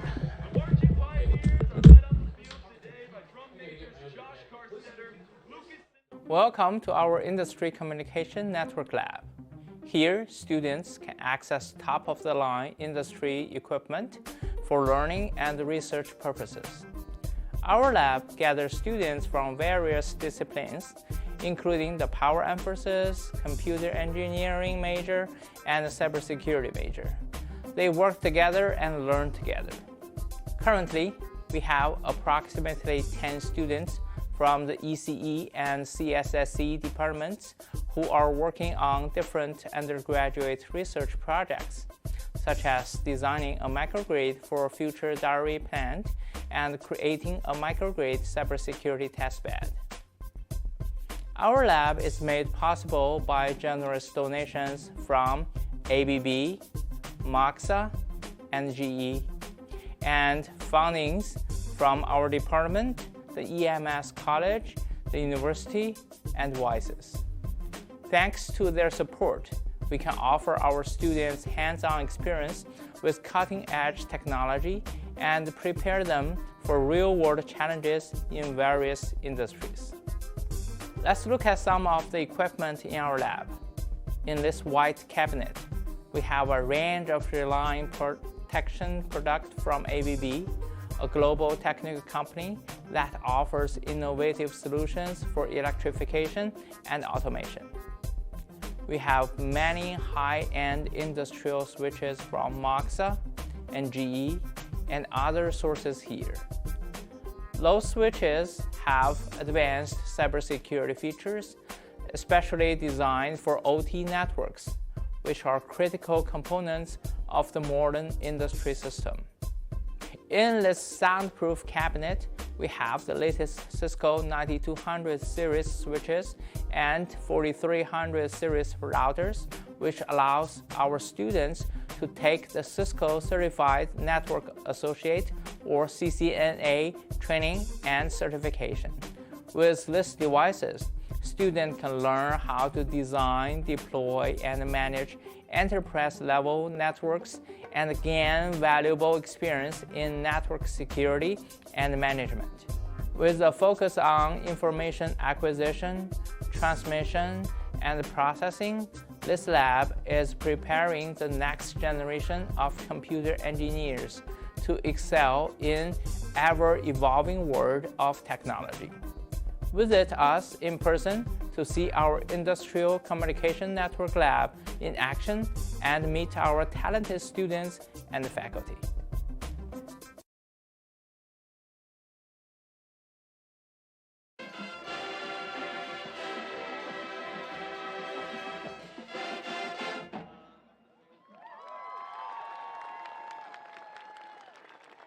Working together to entertain audiences all season long is not exclusive to this band. Each year, we share the field with another extraordinary group of performers. Please welcome to the field the Pioneer Dance Team. The Marching Pioneers and Pioneer Dance Team have enjoyed an incredible long-time collaboration. As a 1960s band named the Turtles once sang, the Marching Pioneers and Pioneer Dance Team are happy together.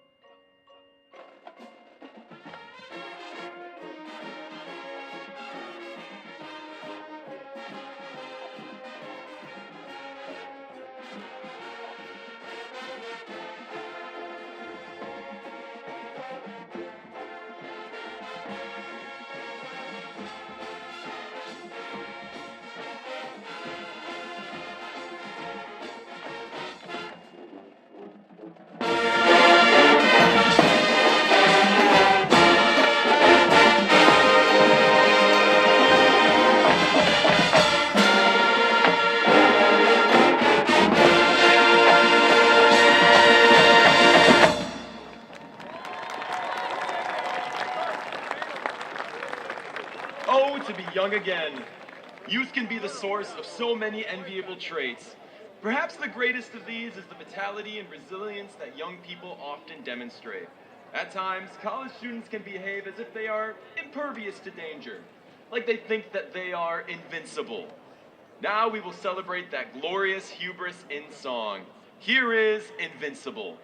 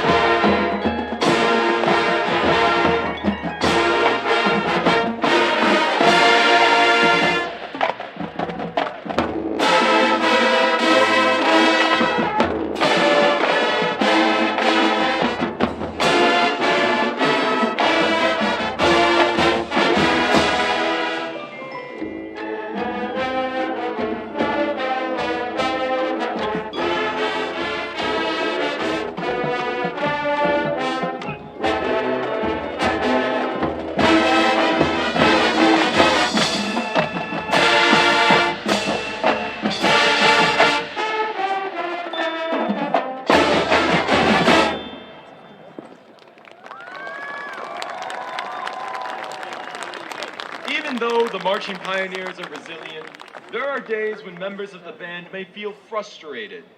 Perhaps it is the stress of a particular midterm exam or the pending due date of a big paper. Maybe it's just the sound of Matt Gregg yelling, "One more time," through his megaphone. Whatever the trigger, some days life as a member of the Marching Pioneers can make you just want to scream. Please enjoy Jay Dawson's energy-fueled original marching band classic, Scream.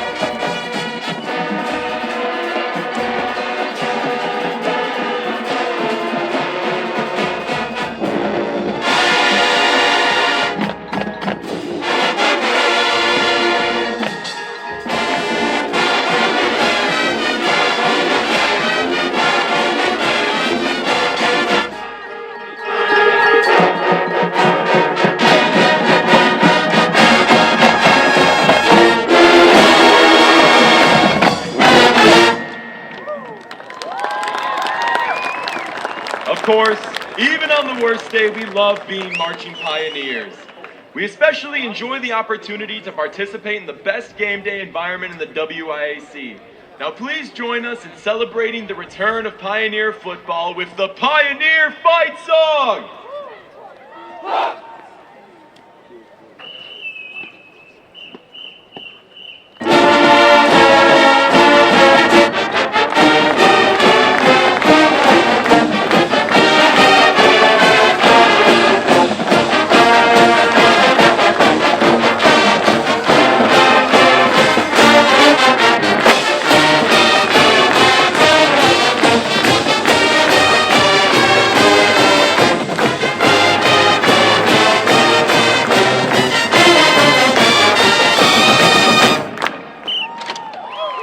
Let's hear it one more time for the University of Wisconsin-Platteville Marching Pioneers! The Marching Pioneers would also like to thank the following businesses for their contributions to the 2025 season. Blue Note Music of Platteville. We offer several mentoring and support services at UW-Platteville for women in STEM. One of them is our Women in STEM Mentor Program, where freshmen and sophomores are mentored by juniors and seniors. We also have 2 living learning communities on campus, one for freshmen and one for sophomores.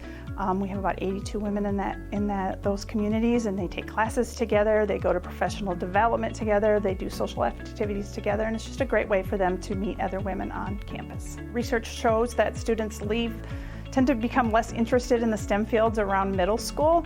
So by doing outreach for these students, we show them that these are amazing careers to go into. The Women in STEM programs has a lot of support from corporate sponsors and alumni, not only just the financial support, which is very important to keeping the programs going, but also in terms of the time they give our students. They come to campus, they present to our students, they give back to the campus community, and that helps us keep our programs going. Welcome to our Industry Communication Network Lab. Here, students can access top-of-the-line industry equipment for learning and research purposes. Our lab gathers students from various disciplines, including the power emphasis, computer engineering major, and the cybersecurity major. They work together and learn together. Currently, we have approximately 10 students from the ECE and CSSE departments who are working on different undergraduate research projects, such as designing a microgrid for a future dairy plant and creating a microgrid cybersecurity testbed. Our lab is made possible by generous donations from ABB, MOXA, and GE, and fundings from our department, the EMS College, the university, and WISES. Thanks to their support, we can offer our students hands-on experience with cutting-edge technology and prepare them for real-world challenges in various industries. Let's look at some of the equipment in our lab. In this white cabinet, we have a range of reliant protection products from ABB, a global technical company that offers innovative solutions for electrification and automation. We have many high-end industrial switches from MOXA and GE and other sources here. Those switches have advanced cybersecurity features, especially designed for OT networks, which are critical components of the modern industry system.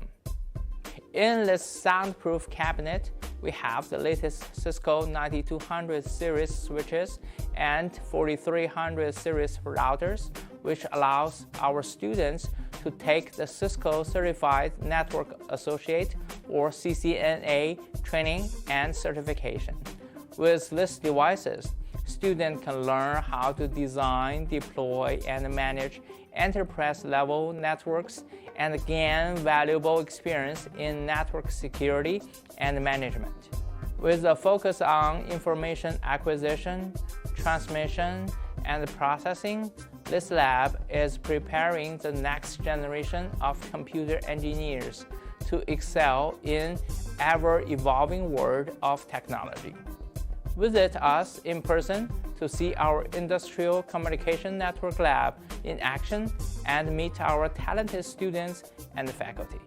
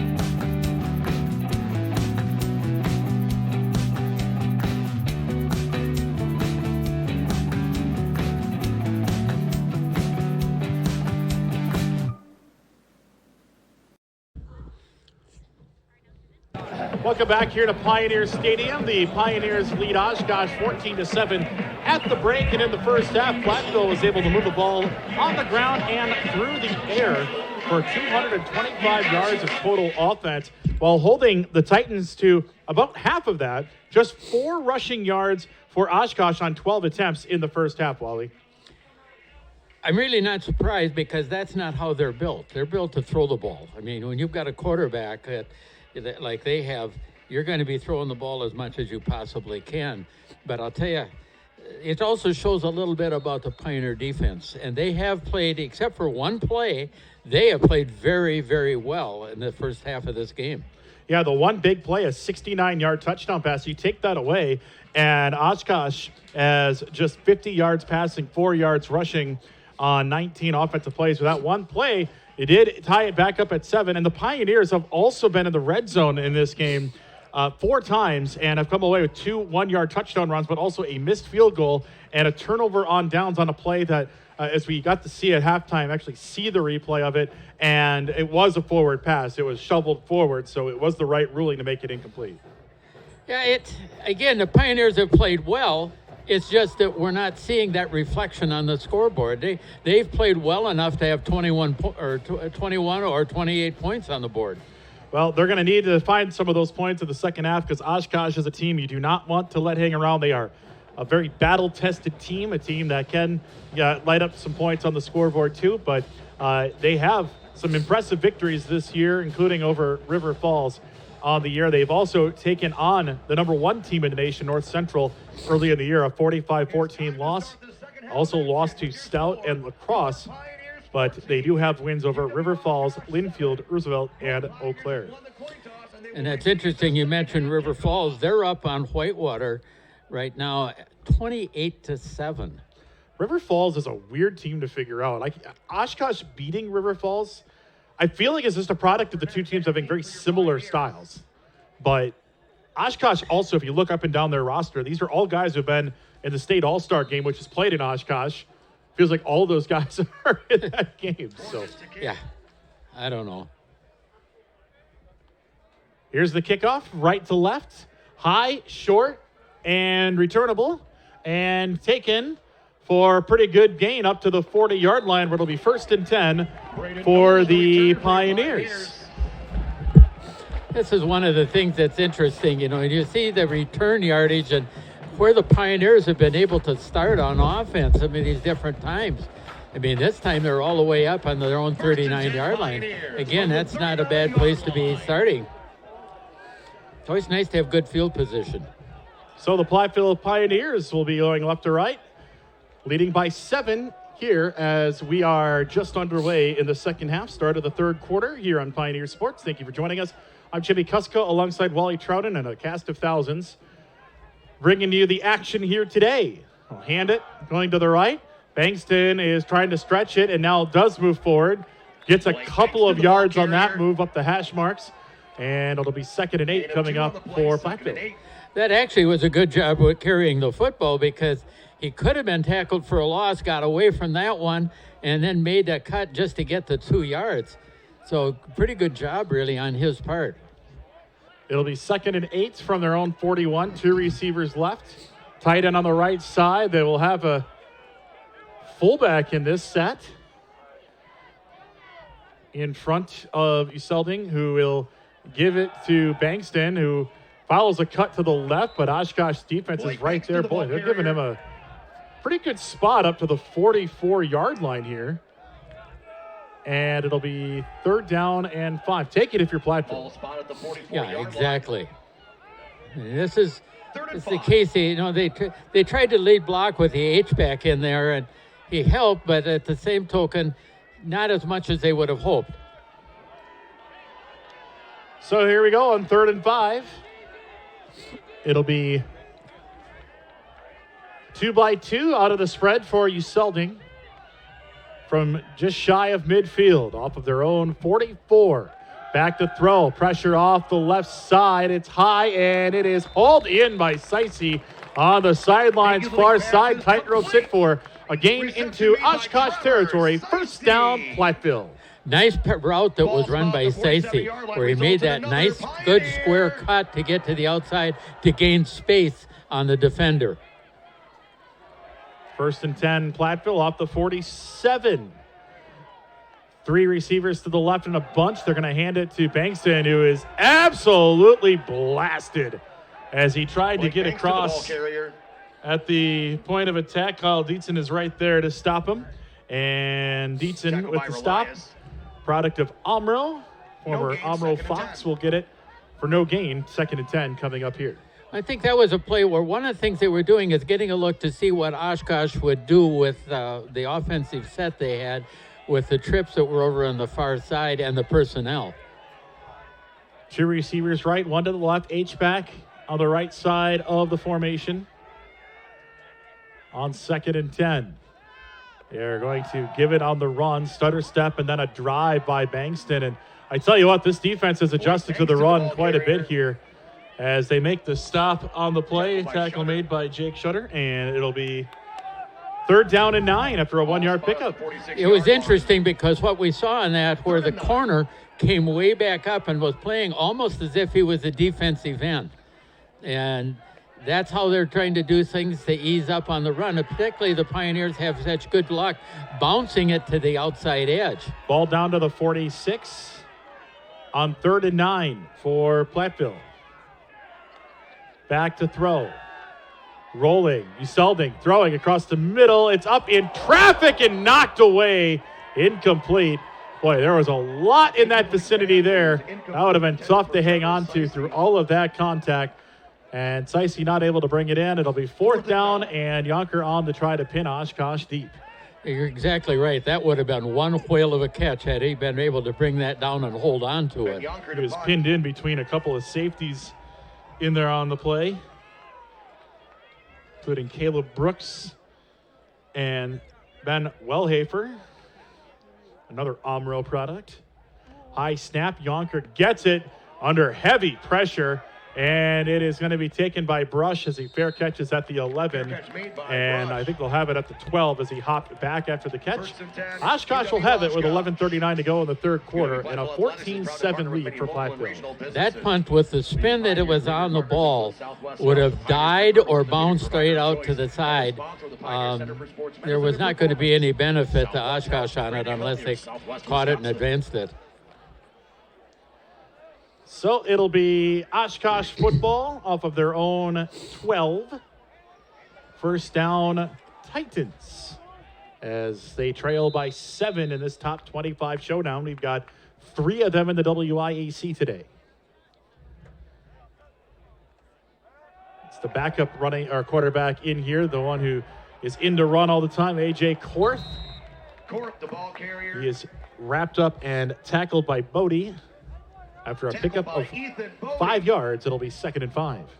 He made a little spin in the backfield and then came back to this near side, and there weren't as many Pioneers over here to try to corral him. Keen in, Korth out for 2nd and 5. Gain of 6, 2nd and 4. Korth usually in the run. They have Keen, good passer out of Wanakee, in now. Korth went to high school at Menasha. Back to throw. Keen looking. Plenty of time. Finds his target wide open across the middle of the field. And it'll be a 1st down for the Titans as the tackle made on the play by Gavins. But a 1st down for Oshkosh as Keen pitches and catches to his target for an easy gain there. It was a good job, and again on the route getting to that spot where where it'd make it an easier throw for Keen. Tommy Teberg with the catch. Teberg, Burlington Demon football team last night in level 2 of the playoffs lost at Mount Horeb Barneville. That was the game I took in last night. Good program there, especially through the air. They will give up the middle here, and not much for Burson. Burson, the ball carrier. It's like they're giving him a good, healthy yard. Yeah, didn't get a lot. Not enough to... Ethan Bodie. Yeah, he did get back to the line of scrimmage just in front of it. 2nd and 9. I don't think he even got the yard. I think he just got it back to the line. It's kind of hard at this angle to tell, but either way, it is 2nd and 9.5. That sounds about right. 3 receivers to the right. one receiver left. They have gone away from some of those shallow crossing routes and plays to their H-back in this game. We do have a flag for a false start coming here. That's on the center. I think he picked up the ball. Yep. False start. Offense, number 64. 5-yard penalty. Second down. Yeah, you're allowed to tip the ball. You're not allowed to pick it up or even rotate it. Usually the officials will ask you how you want the ball. Do you want the laces up? Do you want them to the side? And they set it down to sort of avoid that situation. But either way, it's a 5-yard penalty, and now it is 2nd and 14.5 for Oshkosh. That's not a common type thing to have happen, that penalty. Here's a blitz up the middle by Krantz, picked up well by Oshkosh. Lots of time. Keene will sidearm one to the side, gets it to Burson, who gets back to the original line of scrimmage and more before getting decked out of bounds by the hard-hitting Rob Francis up around the 41, and it'll be 3rd down from there. Yeah, 3rd down and looks like about a good healthy 5. So we'll call it a pickup of 9 on the play. Big play for the Pioneers right here. They really they'd like to get a stop in here. That way they'll have good field position after a punt. 3rd and 5. Oshkosh, 2 receivers left, 2 receivers right, balanced formation. And now they will go empty. Motion the receiver back. Keene on the toss across the middle. And boy, I tell you, if the receiver doesn't get his hand on it, that is an interception. Yeah, it was. You could look back in there, and I'm trying to say, not sure who it was, but it looked like, and I want to say it may have been Meyer, could have had that just all of a sudden, excuse me, it's in my arms. Yeah, and Matthew for Oshkosh knocked it away just enough to break up that pass from being a turnover. And now Oshkosh will punt it away from their own 41. Now they'll shift for the overload rush that the Pioneers are showing off the defense's left side. Here's the punt. It is a good one, high, spiraling. Burnett retreating to the 11. Starts again, and he's to the 20 before he is taken down up to about the 23, 24-yard line. A good return, and the Pioneers will have a 1st down from there midway through the 3rd quarter, 8:32 to go in it, and Platteville leading 14-7. Really, the quick feet got him away from the first 2 bombers that were down there, and so he was able to get away from them, but the next flight of players got him. Off their own 24, Platteville back on offense for the 2nd time this half. Time for a good drive. 240 yards of offense so far. Average around 360 per game. Burnett in as the running back, and you see the quick feet there moving all the way up to the 31. It didn't take him that long to get those 7 yards. My goodness, what a burst.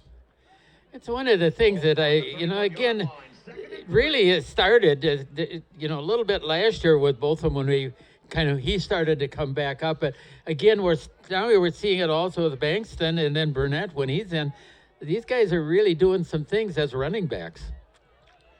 2nd and 3 off of Platteville's own 31. Burnett next to Usolding, who is back to throw. Looking, firing, has Seisey, who gets belted after the catch, but it's enough for a 1st down.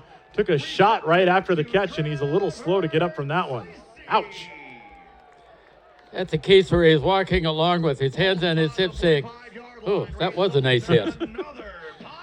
Took a pretty good hit right there. Good play made by Oshkosh and the defensive back, Kellen Wright, to make the pop after the play, but it does move the Pioneers into Oshkosh territory. Seisey still in there. 1st and 10 from the 45 of the Titans.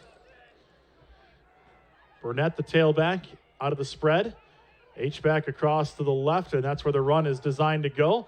Burnett will take it around the left side, ran into his own blocker, and still pushes forward along the far sideline in front of the Oshkosh bench, close to a 1st down, just short of it, a 9-yard pickup. And that was thankful to the fact that he pushed people out of his way to get that 9-yard pickup.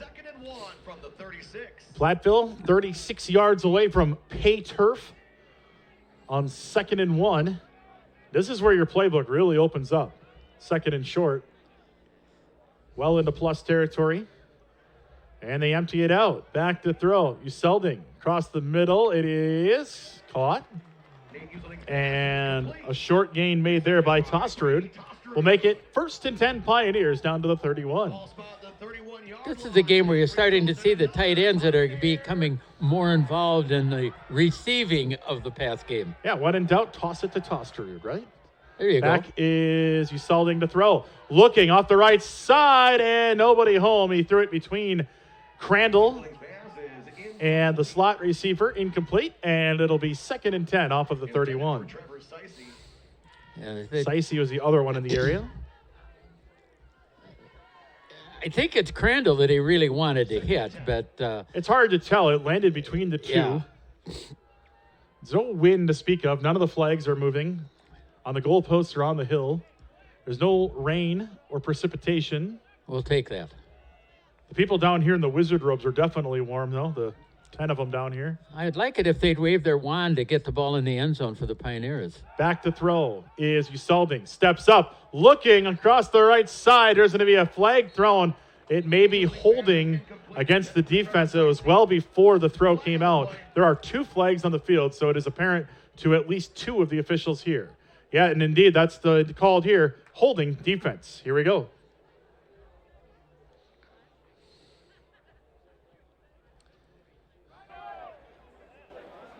Holding. Defense, number 5. 10 yards from the previous spot. Automatic, 1st down. So they'll move it closer for the Pioneers to the 21, 1st and 10. You know, if you're going to hold a receiver, Sicey right now is the one I'd want to hold. I agree. Because he'll burn you. Big target. Former Belleville Wildcat, was a multi-sport star at Belleville. Got to call a number of his high school basketball games when I lived a lot closer to that direction. Nice to see him doing some great work here at the Pioneers. 8 receiving touchdowns this year. Here's the throw to the near side, looking for Sicey. Too high, incomplete. It'll be 2nd and 10. You know, and it's one of the things, Uselding is just not throwing the ball quite as crisp as I've seen him throw. It passes like that where he's really off. That's not what we've seen out of him this year. It could be the cold weather. I mean, it's 45. I don't know. The conditions today are really good. Hasn't been any rain. Last night for high school football, there was rain. It made the field slick. It made the ball wet for part of the game. It was a little tricky to throw the ball. Well, that was at your game, not at mine. Well, most teams run at this point of the year, but I had 2 teams that like to throw it around. So kind of like the Pioneers here on this 2nd down. They are going to go counter it with Burnett. He's going to turn the corner, but there is a flag thrown, trailing the play quite a ways, and this one may be coming back after what would have been a short game. And the indication is holding against Platteville. We're just looking at the hand signals there. So this one's going to move back 10 yards. Holding. Offense, number 74. 10 yards from the previous spot. 2nd down. Tyler Reed called for the hold. So they'll move it back to the 31. And it'll be 2nd and 20 from there. This is almost 4-down territory. Well, you're not going to kick a field goal, and no, and you got to get 20 yards basically in 3 plays here. Not going to punt it. Well, at the very worst, you can't get a rouge. It's not Canadian football. No, well, that would have been an advantage. That would. I'm a big fan of that. 2 receivers either way, 2x2 for Uselding, who steps up, and it's a designed run the whole way as he takes it inside the 20, down to the 15. He is going to be just shy of a 1st down. But Uselding is able to scramble forward. It was a designed run from the get-go, and he is going to take it for 16 yards. It'll be 3rd and 4. And he hasn't run the ball as much today as we've seen in the past either. He's the 3rd leading rusher on the team with 150 yards coming in. It's a good one there, 16-yard pickup. Season long is 42, and we saw that 2 weeks ago. You know, and again, this is one of the things you don't really want to have to try to settle for a field goal. They go diamond to bunch formation on the right, and now they'll roll to that side. Uselding winds, tossing, looking for Gavrick, and it is knocked away, incomplete. Gavrick couldn't get the ball through the defensive back who had his back turned on the play, and I believe back there in defense. That might have been Bars again back there. Yeah, I think so. Well, that is part of the bad thing is the fact that it was double coverage he was throwing it into. Yeah, it wasn't Bars, but it was a great defensive play made by Eli Curry. Great camera work there, by the way. 4th and 4. 32-yard field goal off the left hash now for Mobley, who missed from 28 earlier. Atlantic will hold it. High snap, kick is down. It is up plenty of distance, and it is no good. It misses to the left. So he missed a 28-yarder from the right hash and a 32-yarder from the left hash. And now that is 3 trips to the red zone that have come up scoreless for the Pioneers in this game. 4:40 to go in the third. Platteville 14, Oshkosh 7. Even though that there the goalposts were wider apart than they were in his other miss. Again, because got to get out angle. there with a wrench and a crowbar and a little pry bar and make, just stretch it out to the left a little bit. We could have, got a hold of that with maybe I could have had my skid loader out there and pulled those goalposts a little bit, but just got to move it to the left a little bit. Oshkosh will get it on the touchback, 1st and 10 at the 20-yard line, their own 20. Going to motion into the back. It'll be Keene. This is a run play as it was a sideways pass, kind of a lateral there. Not much for Matthew there. John Matthew gets back to the line of scrimmage, maybe a yard out of it. It'll be 2nd and 9. Well, the first Pioneer there took out the lead blocker. And as a result, other Pioneers were able to come up and make the play. Yeah, Francis gets credit for the stop. He's a hard hitter on the outside, and you can see there just great technique. Hits the hips, hits the thighs, and takes down the runner. He tackles as well as makes me wonder if he was a wrestler at one time. He's a really good we've seen it all year. He's an exceptional tackler. Tremendous defensive back for the Pioneers. Back is Keene to throw, and he's going to get it to Brush, and there's Francis again. That's the other kind of wrestling. He had him up there, and he drove him down after he caught him in midair. That becomes a point where the official, if you're not right on it, you're almost guessing where he was. 3rd and 1. They got a pretty darn 2-by-2 close. spread. They might go run here. They're going to send the safety blitz. Keene backpedaling, whips it away on desperation, and it's picked off by the Pioneers. Interception by Ollie Hughes, and Platteville will take over at its own 43-yard line on the desperation heave. Intercepted. Combination of good pressure. Sorry, it's Harrison Meyer with the pick, number 6, not number 8 Hughes. 6. Well, those Meyer. numbers that's hard to tell. But that is really one of the many things the Pioneers have been pretty good at is in their defensive pass. And, they've done a great job. So Harrison Meyer with the pick. His 4th interception of the season. Platteville on its own 43, 1st and 10. I had the wrong spotter number flash on the screen when I was reading it. But either way, we get it right on the rebound. They'll give it to Bankston off the left side. He is going to be spun down and tackled by Kyle Dietzen. Well, it's a good, solid 8-yard gain, and really by the way he was running and how the tackler had to get him, now Dietzen had to get him, gave himself another yard out of it. 2nd and 2 from the Oshkosh 49, just above the crossed pickaxe logo at midfield on Butch Lytle Field here inside Pioneer Stadium.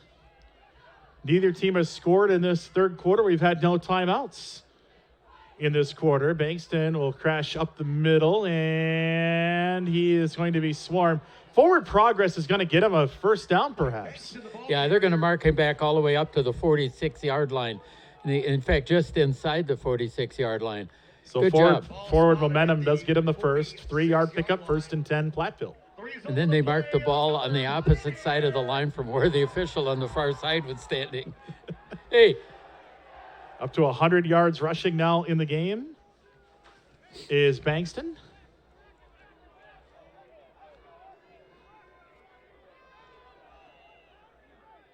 (101) rushing yards. Does not have a touchdown on the ground. Burnett and Uselding have the scores. They do give it to Bankston off the left side, and he'll churn out another 6 hard-earned yards down to the 40-yard line. 2nd and 4 coming up. Again, that's another one of those things. And first down, you like to get at least 5 yards, you know, to give yourself an open playbook, and you get 6. Tell you, Bankston does well right before the handoff. Watch his feet and where he's moving. He has great footwork getting to the spot he's supposed to get to as a running back. 2nd and 4 for Platteville at the 40 of Oshkosh. There's a fullback in this formation. And he will give it to Bankston, and you saw the little stutter step there. He'll stretch forward. He's got the first and maybe a bit more as he'll spot it down to the 35 or just shy of the 35. Either way, he had to get to the 36, and he's ahead of that. First down, Pioneers. Yeah, his feet are something else when you watch him. He gets a stutter step on that one, but he's got a great counter step. He's got a good side. He's got really good footwork for a young runner, as Bankston is just a freshman out of DC Everest High School. Does this mean he has background as a dancer? Maybe. Burnett is in now at the running back spot. We know he's got good feet too. He's got a couple of hurdle touchdowns this year, one against Stevens Point as well. He will take the carry up the middle, runs into his own defender, or his own blocker, I should say. Defenders catch up to him and double team him after a gain of 3. Spot it down to the 32, maybe the 31 where they're walking it. 4-yard pickup. It'll be 2nd and 6. Looks like they're going to put it right on the 31-yard line. That might be the last play of the quarter. We're going to see if they let this one get to the 4th quarter here. They're not in any hurry to get to the line. Uselding just walking around on the hash. This should be it for the 3rd quarter. Platteville maintains its 14-7 lead on Oshkosh at the end of 3. You are watching Pioneer Sports on the WIAC Network. This is the end of 3rd quarter. At the end of 3 quarters of play, your score.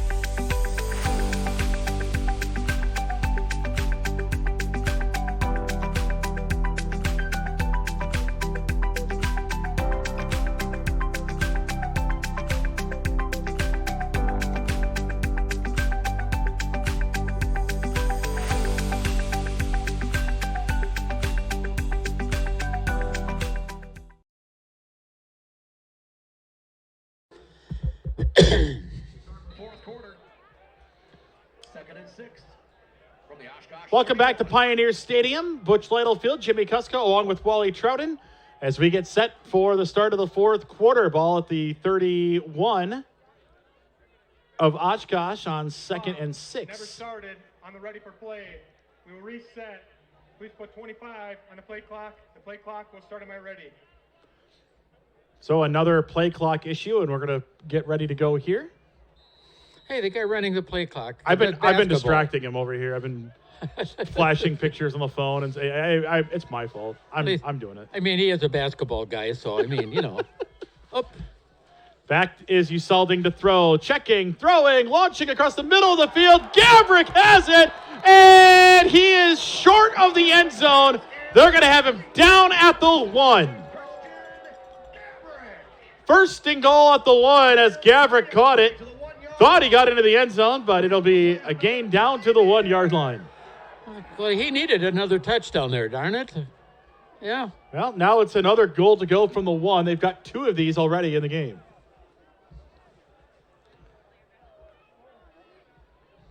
So, 2 previous touchdowns from the 1. Uselding ducks in under. They are going to turn, give it off the left side and into the end zone. Touchdown, Pioneers. Oh, hold on. They haven't signaled yet. Now they do. Touchdown, Pioneers. Platteville swings the axe on a 3rd 1-yard touchdown run in this game. And Platteville is going to go up 20-7 with 14:20 to go in the 4th quarter. We'll let the point after take place, and then I'll bring you up to date on the scores in the WIAC. Burnett gets his second rushing touchdown of the game. Both of them from a yard away, and now on to try the point after is Mobley. The kick is up, and the kick is good. So Burnett gets his first 2 rushing touchdowns of the season in this game, and that is the difference in a 21-7 advantage for Platteville. 14:20 to go in the fourth quarter. That touchdown sponsored by Nick's Public House Community Fund. And again, around the WIAC, La Crosse's lead on Stout is now 21-14. Eau Claire and Stevens Point. What's the exciting game? 29-22, Stevens Point. And Whitewater and River Falls. River Falls is moving up on them, 31-14. River Falls with that lead. None of the scores necessarily surprise me. The margin for River Falls surprises me a little bit.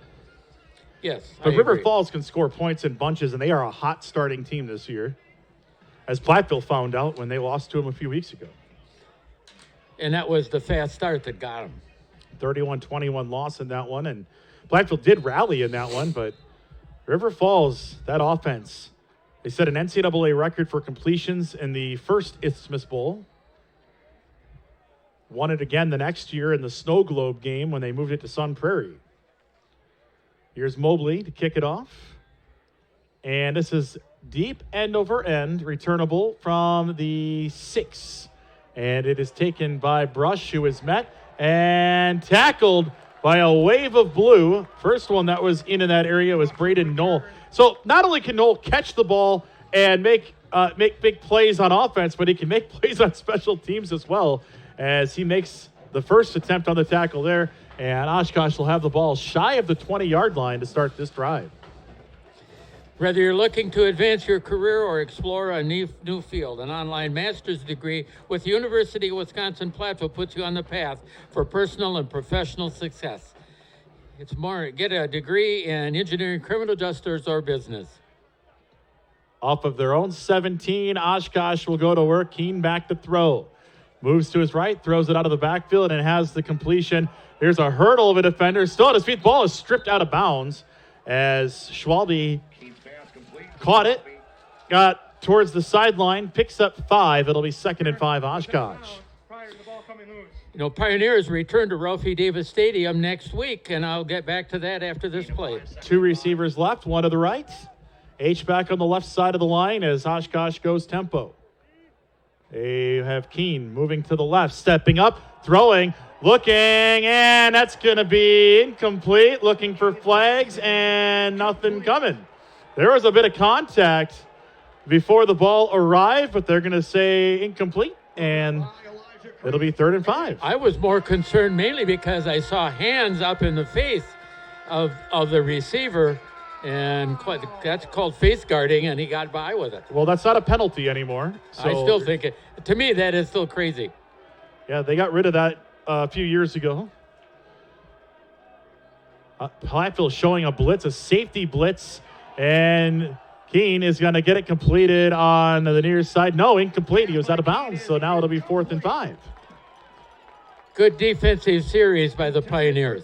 Forcing a 3-and-out here early in the fourth quarter. Each team still has all 3 timeouts. For the Pioneers, it's a 2-possession game. They've had 3 empty trips to the red zone, 2 missed field goals and a turnover on down on a trick play. And you just think if they can get points on those, how much different it might be. You know, 27-7 with made field goals alone would feel a lot different than 21-7. Oh, no kidding. So now the punt. Pioneers showing a blitz. They back off on it. It's a low, wobbly kick. Burnett points at it, lets it set down. He'll dive and fall on it. He didn't have to do that. But he gets it to the 40, and it stops it from rolling another 5 or 6 yards. And that'll be at the 41 where the Pioneers will start on offense. Well, the Pioneers return to Ralphie Davis Pioneer Stadium next Saturday when they host the number 23 UW Stout Blue Devils in the final home game of the season. And we're going to be here ready to bring that game to you. Yeah, well, and everybody knows for me, I did Stout road games for 17 years. on the radio. So well, for me, it's kind of fun. I get to see a bunch of people I know, and it's always kind of fun to see those folks. But 2 o'clock kickoff next week, so a little later and a little more under the lights. Handoff goes to Burnett, who drags the defender with him close to the logo, and it'll be a 6-yard gain on first down. and again, it like that kind of a deal on first down because it gives you so many more options on second down. And this is where the Pioneers have been good this year, is they get to the logo here, and this is where they take some shots. Yeah, and that's I expect to see a shot right here. Boy, just getting it to a 3-score game, a field goal would have made it a 3-possession game, but just getting it to 3 possessions in the fourth quarter, just mentally how much that takes off pressure-wise. Right now it's still a 2-score game, and that can happen in a hurry. Selting will toss it to Burnett, who cuts back and accelerates up the right side. He is well into Oshkosh territory, down to the 44. First down, Platteville. Now, I don't mean to make fun of anything in here, but I have to make a comparison. You know, if you've got a little hole about a quarter of size, a mouse will squeeze through it. With Burnett running the football, it's almost like if he sees a space maybe that's about 2 foot wide, he believes he can run through it, and that shows that he not only can run through it, but get a lot of yardage. 12:20 to go in the fourth quarter. Platteville up 21-7. 2-by-2 in the spread, and they're going to hand it off straight up the middle. Burnett's going to dive forward, gets 4. It'll be 2nd and 6. The more I watch him play, the more impressed I am by him. I think all these running backs bring a little something different. They do. I mean, even Egan, when he gets in, he brings a little bit too. He's a little bit of a speed-power combo, but you see Bankston get in there, and he's got a bit of the power, but then can accelerate to the corners. Burnett is obviously a very fast runner. That's why they got him returning kicks, good in the open field.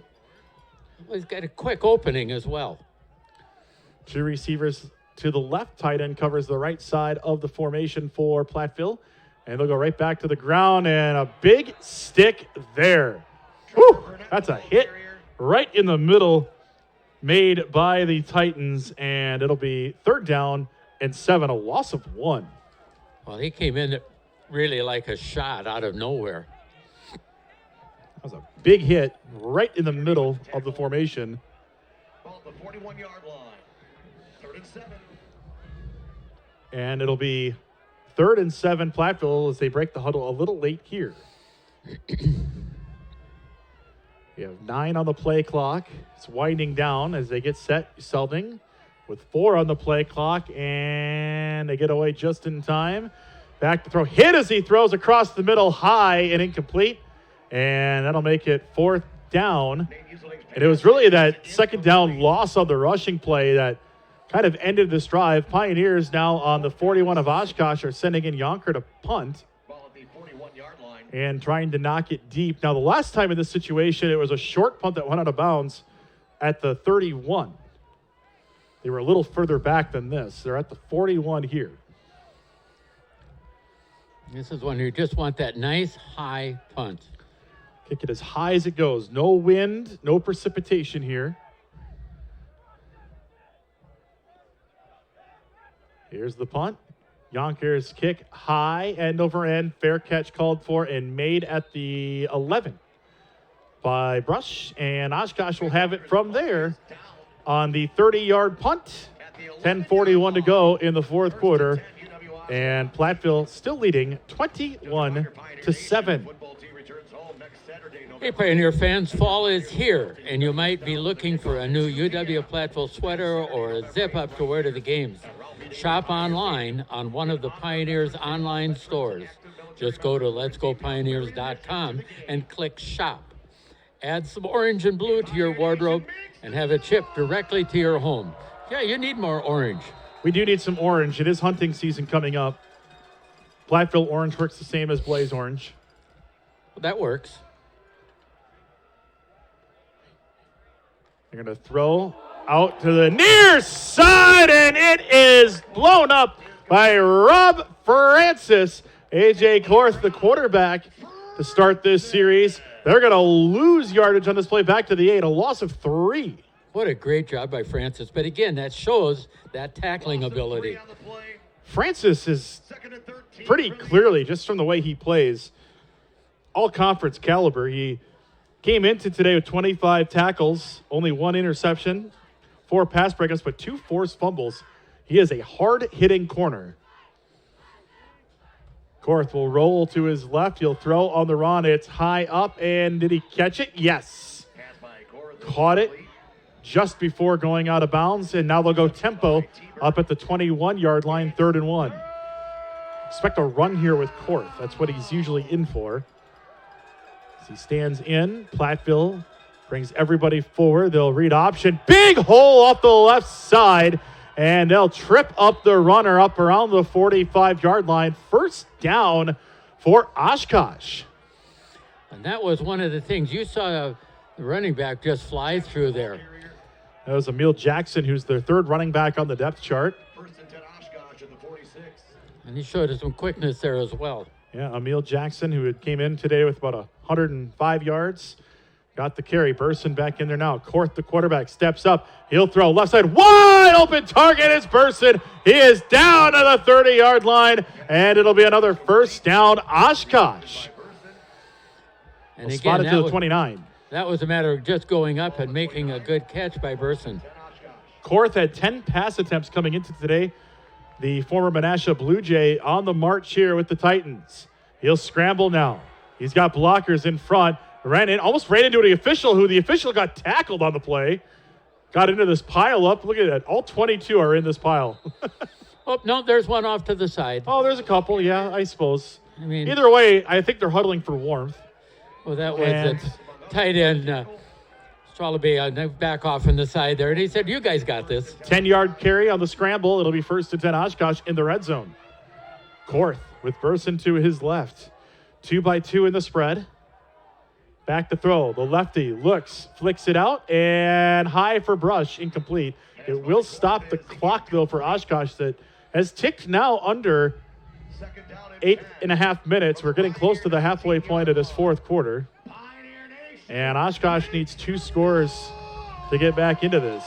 And that's one of the things, Platteville has, while they were on offense, they really slowed it down. Receivers are all checking their armbands. Korth in there, their backup quarterback. They've been rotating him in throughout the game.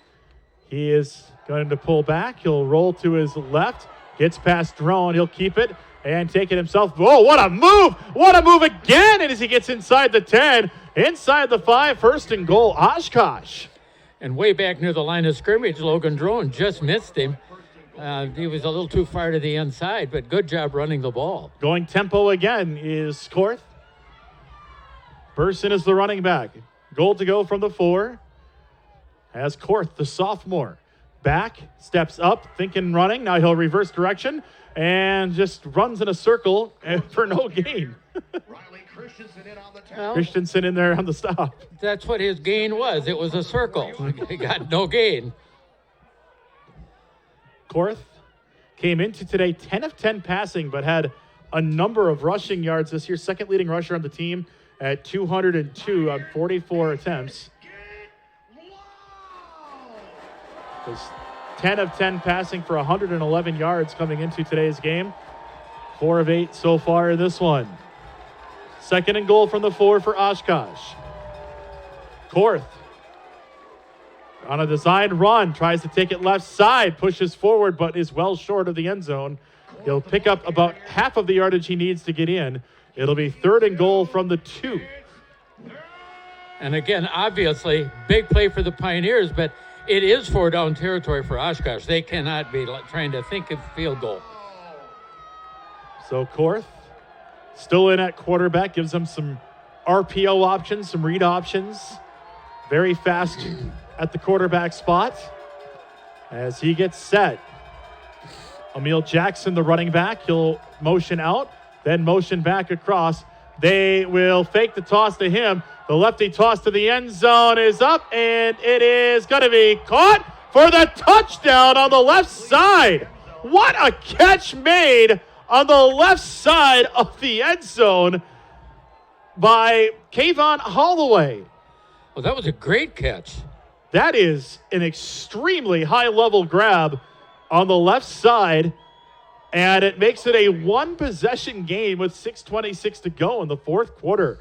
What a throw and what a catch. That catch was incredibly impressive.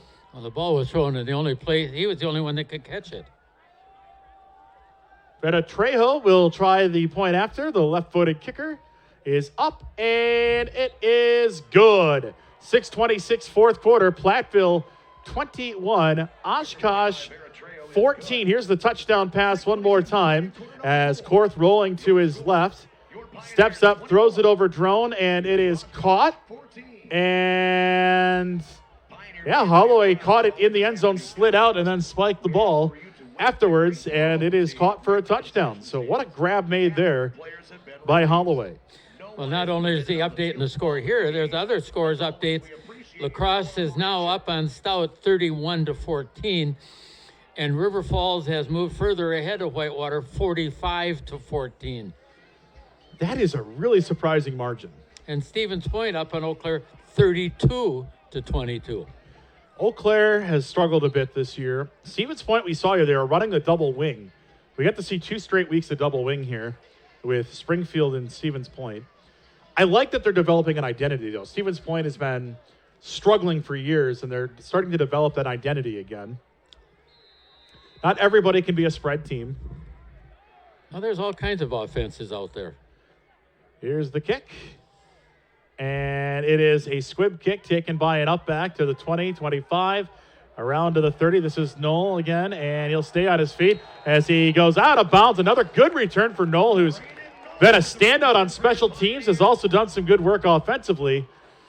And that'll get the ball all the way up to the 39-yard line. I think they're going to mark it at the 38. Braden Knoll, a freshman out of Byron, Illinois. Ball's at the 38, 1st and 10, Platteville, leading by 7. Now remember, they've had 3 trips to the end zone that came up, or red zone, that came up empty. 2 missed field goals and a turnover on downs on a trick play. Fullback in the set, Burnett the running back.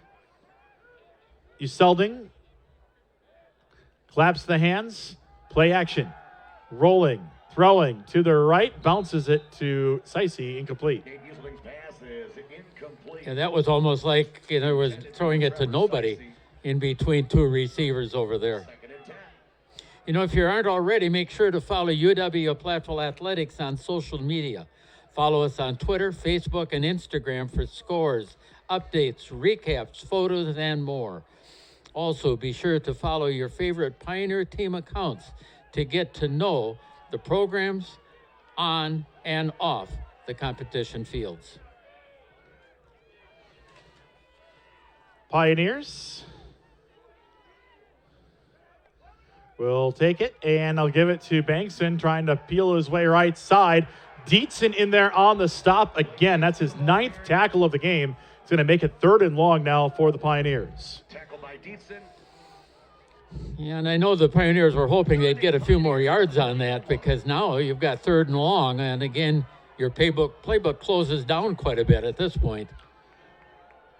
3rd and 8, Platteville on their own 40-yard line, trying to avoid a 3-and-out. Oshkosh has all 3 timeouts and the 2-minute break. If they get the ball back on a punt here, that's a long, long time. A lot of ball game left here in Platteville. Bunch formation, trips left, 1 receiver to the right. Uselding with Bankston at the running back spot. They'll go counter it with Bankston, and he'll take it ahead to the 44, and they'll stop him well short of the first down marker. 4th and 4, and Yonker and company on to kick this one away. This time we don't want him just high and up so you can get coverage. Let's get a little distance on it.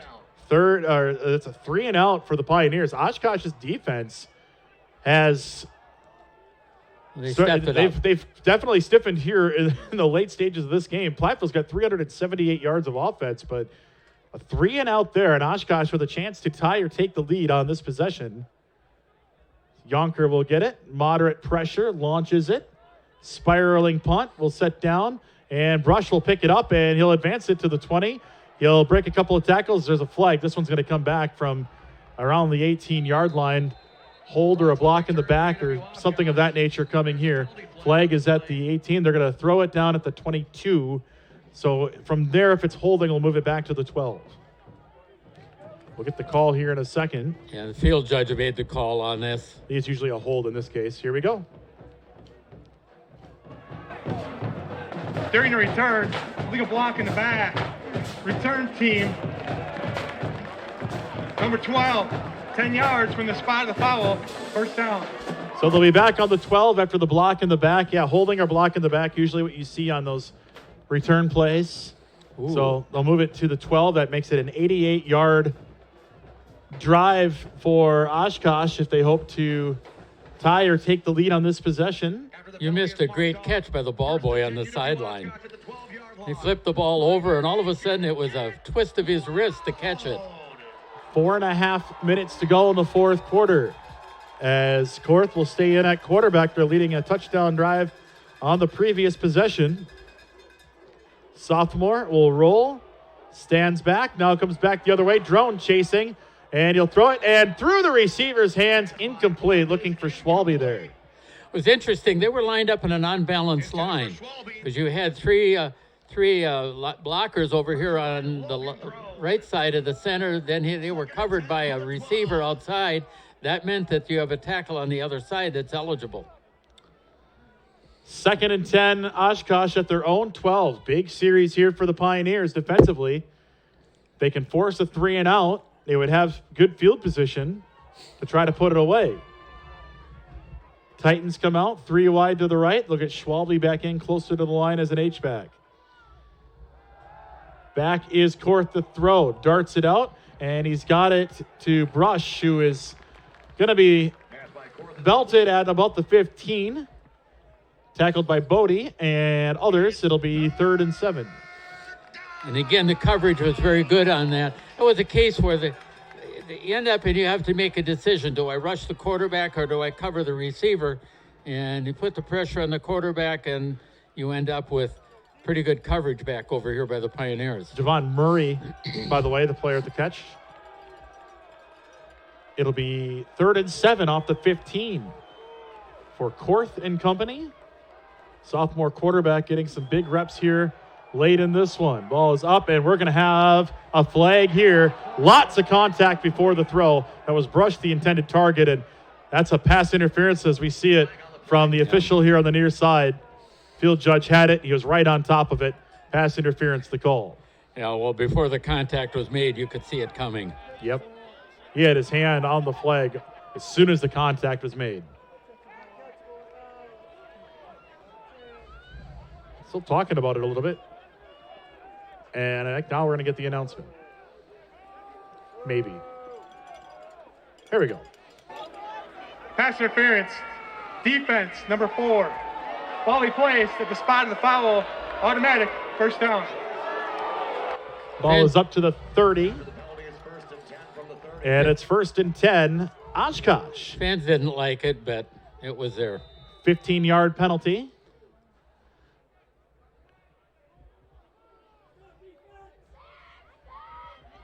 Here's Korth rolling out the throw. He is hit as he throws. It is up, and what a catch attempt. And he got it. How did he catch that? It bounced out of his hands twice, and he holds it in at the 50. John Matthew with a tremendous catch. It bounced out twice, and he still hung on to catch it. Korth, the throw. Evades the rush. Now he'll run. Got 5. Now he's got 10. This one's coming back on a hold. Gets it down to the 34, but Holding's going to bring this ball back to the 40-yard line. Yeah, there wasn't much doubt on that call either. 2 flags down on the field. Holding. Offense, number 63. 10 yards from the previous spot. First down. Ball back to the 40-yard line, and it'll be 1st and 20 now after the 16-yard scramble negated by the 10-yard holding call. So that's a 21 yards or 26-yard swing right there. Oh, that's another one of those. You could just see that it was there real easy. Clock is moving at 3 minutes. Oshkosh has all 3 timeouts and the 2-minute break to try to tie or take the lead in this one. 2 receivers to the left for Korth, the sophomore. He will roll to his left, looking to throw under some pressure. Sidearms finds Matthew. Ball came out and goes out of bounds. Where are they? Are they going to say he was down? Yeah, they're going to say he was down before the ball came out. That I expect. I expect that call. Ball is placed at the, well, maybe it's not. We're going to get an explanation here from the official. Ball will be spotted at the 41-yard line. Maybe. No explanation coming here. Marks it ready to go. It looked like he was going to say something, but they're going to say at the 41 is where it'll go. 2nd and 19, 2:30 and counting. 15 on the play clock. Oshkosh has to run a play before the 2-minute break. 3 receivers on the wide side of the field for Korth, a left-handed quarterback. Snap gets away from him. He'll fall on top of it. Drone tries to pull it away, but the officials say it is going to be Oshkosh football as they tangle. It should get the clock down to the 2-minute break. Yeah, and that'll put it all the way back at the 29-yard line. Oh, I guess the 31. Well, they rolled back 2 yards on the fumble. Yep, that's a 2-minute break. So 2-minute break here. You can see the snap just got away from him, and he dove on top of it, and then Drone got in there and tried to pull it away from him. They'll move it back to the 31-yard line, so it'll be 3rd and, oh boy, 29. I had to do some math there. Let's give a shout out to some of the partners of the Pioneers. UW-Platteville Athletics is proud to partner with the Platteville A&W located in Platteville on Business Highway 151. Grab some fresh cheese curds, yum, or a Papa Burger with a nice cold mug of root beer on your way out of town after the game. Southwest Health, the Pioneers' preferred orthopedic provider of choice, creating a healthier Southwest Wisconsin. And Tricor Insurance, insurance built for you. Oshkosh will have all 3 timeouts, 3rd and 29 coming up here. They had a first down to the Platteville 34, a 16-yard scramble wiped away by a holding call, and they've gone backwards since. Empty with 3 receivers to the right, 2 to the left for Korth. He's back to throw, has some pressure, steps up, throws across the middle, and Francis in coverage, no flag coming here. It's going to be 4th and extremely long, and we'll see what Oshkosh decides to do. They do have all their timeouts, and I would say in this situation they are thinking about kicking it away. Did you say it was 4th in Illinois? It's 4th in the state line. It's a long ways to go here, man. They got to get to East Dubuque. They're going to punt it. Well, they're going to have to go all the way to Galena almost. If you go any further back, well, it's 4th down. Be Pioneer ball. Pioneers showing some pressure here. Burnett back to field at his own 32. Kick is high, away, returnable. Burnett's going to try to return it. Catches it at the 33, gets ahead of the 40, and sits down at the 43, 10-yard punt return. And that will give the Pioneers good field position to try to run it out. They're going to have to pick up a first down, maybe a couple of first downs to get the victory here. 21-14 Platteville leads with 1:45 to go in regulation. Yes, exactly right. Pioneers need to get some first downs. They've been a little stagnant on offense here of recent, but again, that's some adjustments made by the Oshkosh defense that's kind of slowed down the run game. Pioneers have 21 first downs today. 382 yards of offense. And they'll stay on the ground to start this drive as Burnett puts a shoulder and drives through the defense. Dietz and others. An 8-yard pickup, an attitude run there for Burnett, who gets peeled off the turf. 2nd and 2 coming up here as the clock stops at 1:36. First timeout taken by Oshkosh.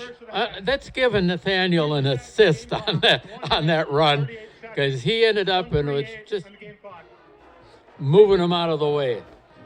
They got to change the game clock here. They're going to put some time back on, I think, but 1:38 is what it says. And Burnett just showing how quickly he can get to the line of scrimmage and accelerate. First timeout taken by Oshkosh. They'll have 2 remaining with 98 seconds to go in regulation. Well, again, Pioneer fans, if you're looking for some new blue and orange, make sure to check out the Pioneers online store. Just go to letsgopioneers.com and select shop. And you need orange. I mean, it's deer hunting season. When I walk, I have a husky who's brownish red. I put him in a vest because I don't want any mistakes there in town, especially if he gets off the leash. But so you're saying that your dog's a long-legged brown fuzzy thing? Yeah, he is. So the big fluffy white tail. I have 3 Siberian Huskies. Got a yellow, a black, and a brown one. Just collecting all the colors at this point of Huskies. Big play here on 2nd and 2. If the Pioneers can get a first down, it can take a lot of time off the clock on the next part of it as Burnett will scamper forward. Where are they going to spot him? Does he have the first? It's close. They're running it right down the line. If he's on that line, it's a first down. Trevor Burnett, the ball carrier. Yeah, they're going to say first down, I think. It's right on the line. It's a first down. Timeout. Oshkosh. They're 2nd and a half. So Oshkosh uses their 2nd timeout. Burnett has 2 touchdowns, 73 yards rushing in the game. You know, I would ask the official to measure. Oh, they are marking it as a first down. Yeah, they got it to a first. They said if it's on the line, it's a first. And it's on the line, so it is a first. Well, they did take their time to decide. They have the timeout. They have plenty of time to talk about exactly. And it was Oshkosh that helped them with that with the timeout. But here's what's important. It's first down. The Pioneers, if they run the ball a couple more times, Oshkosh can only stop the clock one more time. Right. And from there, they could take another about 75 seconds off the clock. So we're talking about if it got it to a 4th down, they might be punting it with about 15 seconds remaining or so, right? That's not a lot of time. That's enough time for a Hail Mary. Just get a first down if you're Platteville. That's what you want. And because that's ices it. Oh, now flag. We have a flag on the far side. Oh, my goodness. That's not good. The coach is out to the numbers. And a flag on him. Whatever he's angry about. Dead ball, unsportsmanlike, the head coach of Oshkosh. His first of the game, 15 yards from the dead ball spot, first down. So a penalty on the head coach isn't going to do anything in terms of what the Pioneers need to do. It just gives them much better field position after the penalty. 32-yard line. That results in another Pioneer. Peter Jennings, in his 4th season, picks up the penalty. It stays first down at the 32 now of Oshkosh. Did not start. Am I ready? Please set the play clock to 25 seconds. The play clock will start. Am I ready? They're having a good laugh about it. It's like the 4th time in this game. Hey, it happens. You got the head of officiating here. So they're trying to stay on top of it. Burnett cuts back inside, and this should be the 3rd timeout for Oshkosh with 1:28 to go. And a good 5-yard run. And it's, again, like we've said before, that's what you want to do if you're running the ball on first down.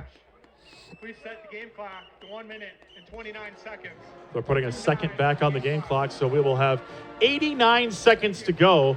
And Platteville will have 2nd and 5 at the 27. If they get a first down, they can kneel it out, and it's over. If they can't get a first down, they can take, with the 2 plays, 40 seconds off, or roughly 40 seconds off each time.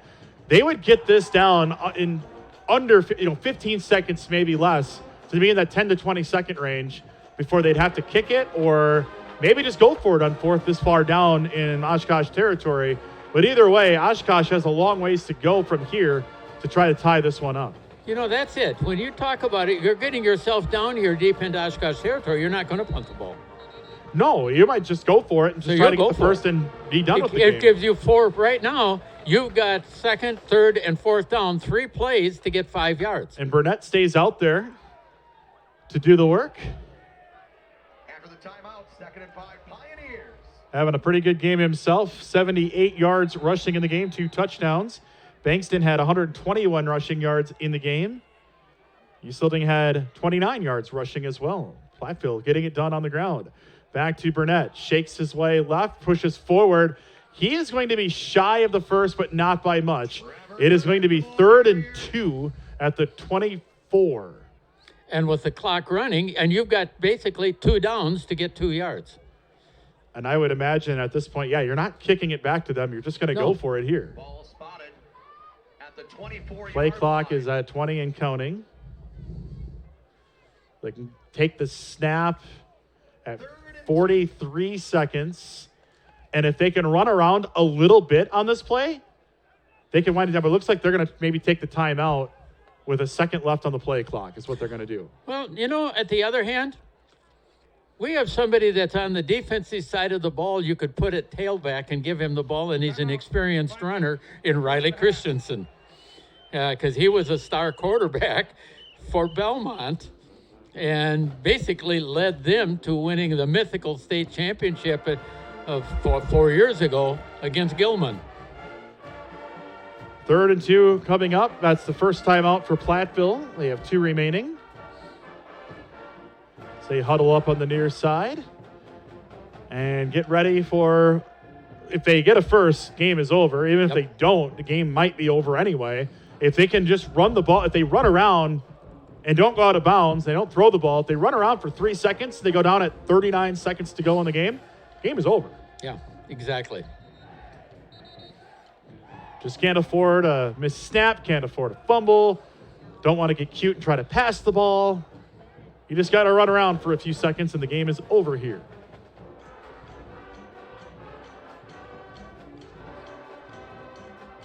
Doing a little check to see if there's any updates in any of the scores. Well, we'll see our final score here perhaps in a second.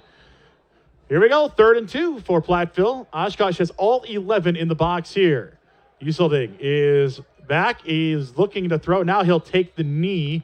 Wasn't really looking to throw, just trying to run around with it. And indeed, there's a 2-second differential game clock to play clock, and there's nothing Oshkosh can do about it. The game will end with Platteville getting a much-needed victory to stay alive for the postseason.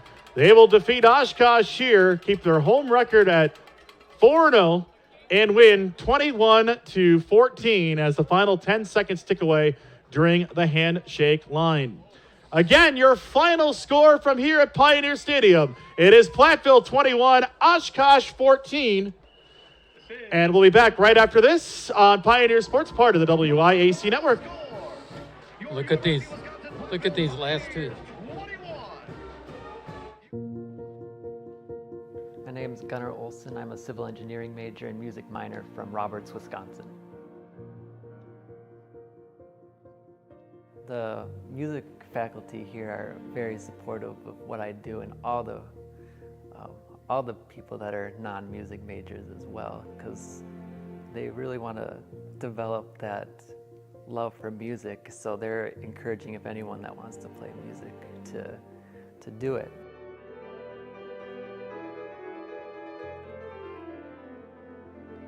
They're very flexible with your schedule, and I know my piano teacher always asks how my projects or how my exams are going in my engineering classes. As far as the civil engineering goes, I know recently I'm preparing for a recital on Saturday, and they saw the poster, so they started hanging up a couple of my posters in the hallway because they're really interested to see civil engineers also work in other programs as well.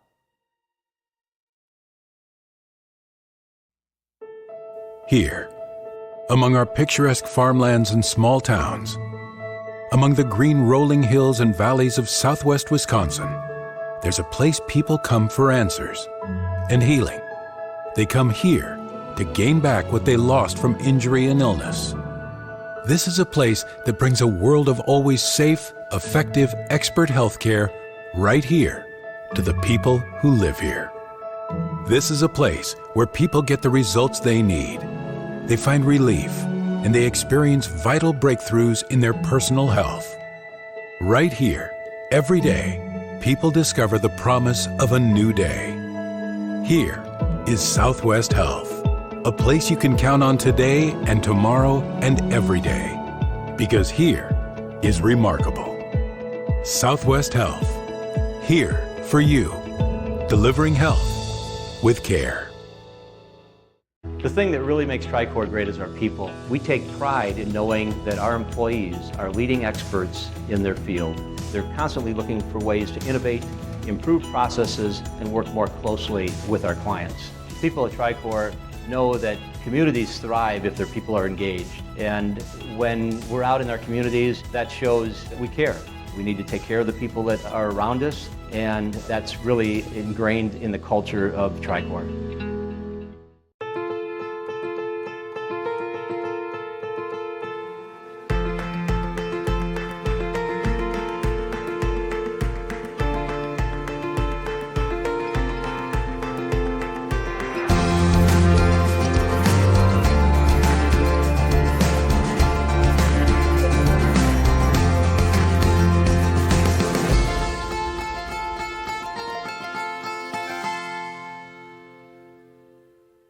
Sports fans, we cheer on our favorite teams at fields, gyms, arenas, and stadiums. But have you ever wondered what it's like to be a referee?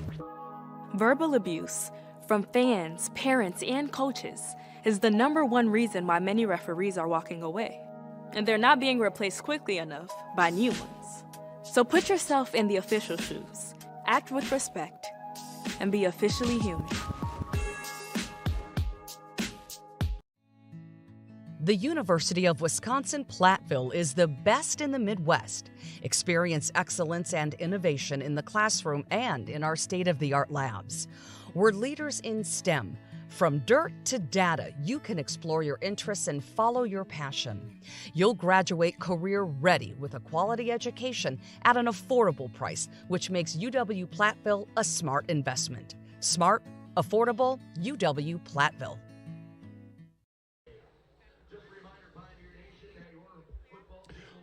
Welcome back to Pioneer Stadium, where the Pioneers hold off Oshkosh 21-14 in the win here this afternoon. Final look at the stats. Well, the Titans are known for passing. They threw for 220 yards in this game, a lot of it coming on a final scoring drive with A.J. Korth leading the offense for Oshkosh. 54 yards rushing, 274 offensive yards for Oshkosh. Platteville in the game got very close to 400 yards of offense in the contest, a lot of it on the ground, including Bankston with a 100-yard rushing game, and Burnett following up with a couple of rushing touchdowns himself, both from a yard away in this game. Pioneers in this game, well, I think, first of all, they were able to survive 3 empty trips to the red zone and still get away with the victory here today.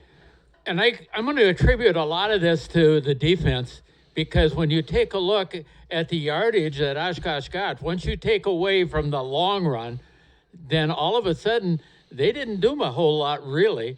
And that's, again, the Pioneer defense that took care of that. Yeah, so Oshkosh had a 69-yard touchdown pass in the first half, and that was what tied the game at 7 for a bit. And then Platteville was able to work it down the field and get a couple of short rushing touchdowns to pull up 21-7. And Oshkosh got the late score on the drive with Gore throwing to Holloway on a tremendous catch in the end zone to bring it within 21-14. So the final here is 21-14. Around the WIAC, the scores today, it was River Falls getting a massive blowout victory over Whitewater today, and then also La Crosse easily taking down Stout. So what that sets up next week, Wally, is La Crosse and River Falls, which is at this point for the conference title at the moment, because they're both one-loss teams in the conference. The only 2 remaining. This conference is so goofy, and I've said that for a long, long time. You just don't know what's going to happen. And the comment that I had somebody make to me last night at the high school game I was at, they were asking about this, and I said, you know, it is such a crazy conference. And they said the bad news is, because of how the playoffs are, as good as this conference is, they conceivably may only get 1 team in the playoffs, even though you've got 6 teams coming into this week ranked in the top 25 Well, you also in the have 4 in nation. the MPI top 20, so you're thinking probably 3 of them will get in. Yeah. And then the last one, which could be Platteville at this point, would be in the Isthmus Bowl. But either way, it's a logjam now at second place behind whoever wins River Falls and La Crosse next week, as that game now is really putting whichever team wins that game in that driver's seat for a conference title with only 1 week to play after that. That'll be a big one next week. For us, we'll be back here next Saturday at 2 o'clock, Stout and Platteville, and we'll have that for you here on Pioneer Sports, part of the WIAC network. For our cast and crew here, thank you for all your work. Camera crew and producers, you are the real MVPs. Thank you for all of your help here today. Huge thanks to Lindsay Dietmeyer as well, our sports information director here at UW-Platteville. For Wally Trouton, I'm Jimmy Kuska. Your final score, once again, Platteville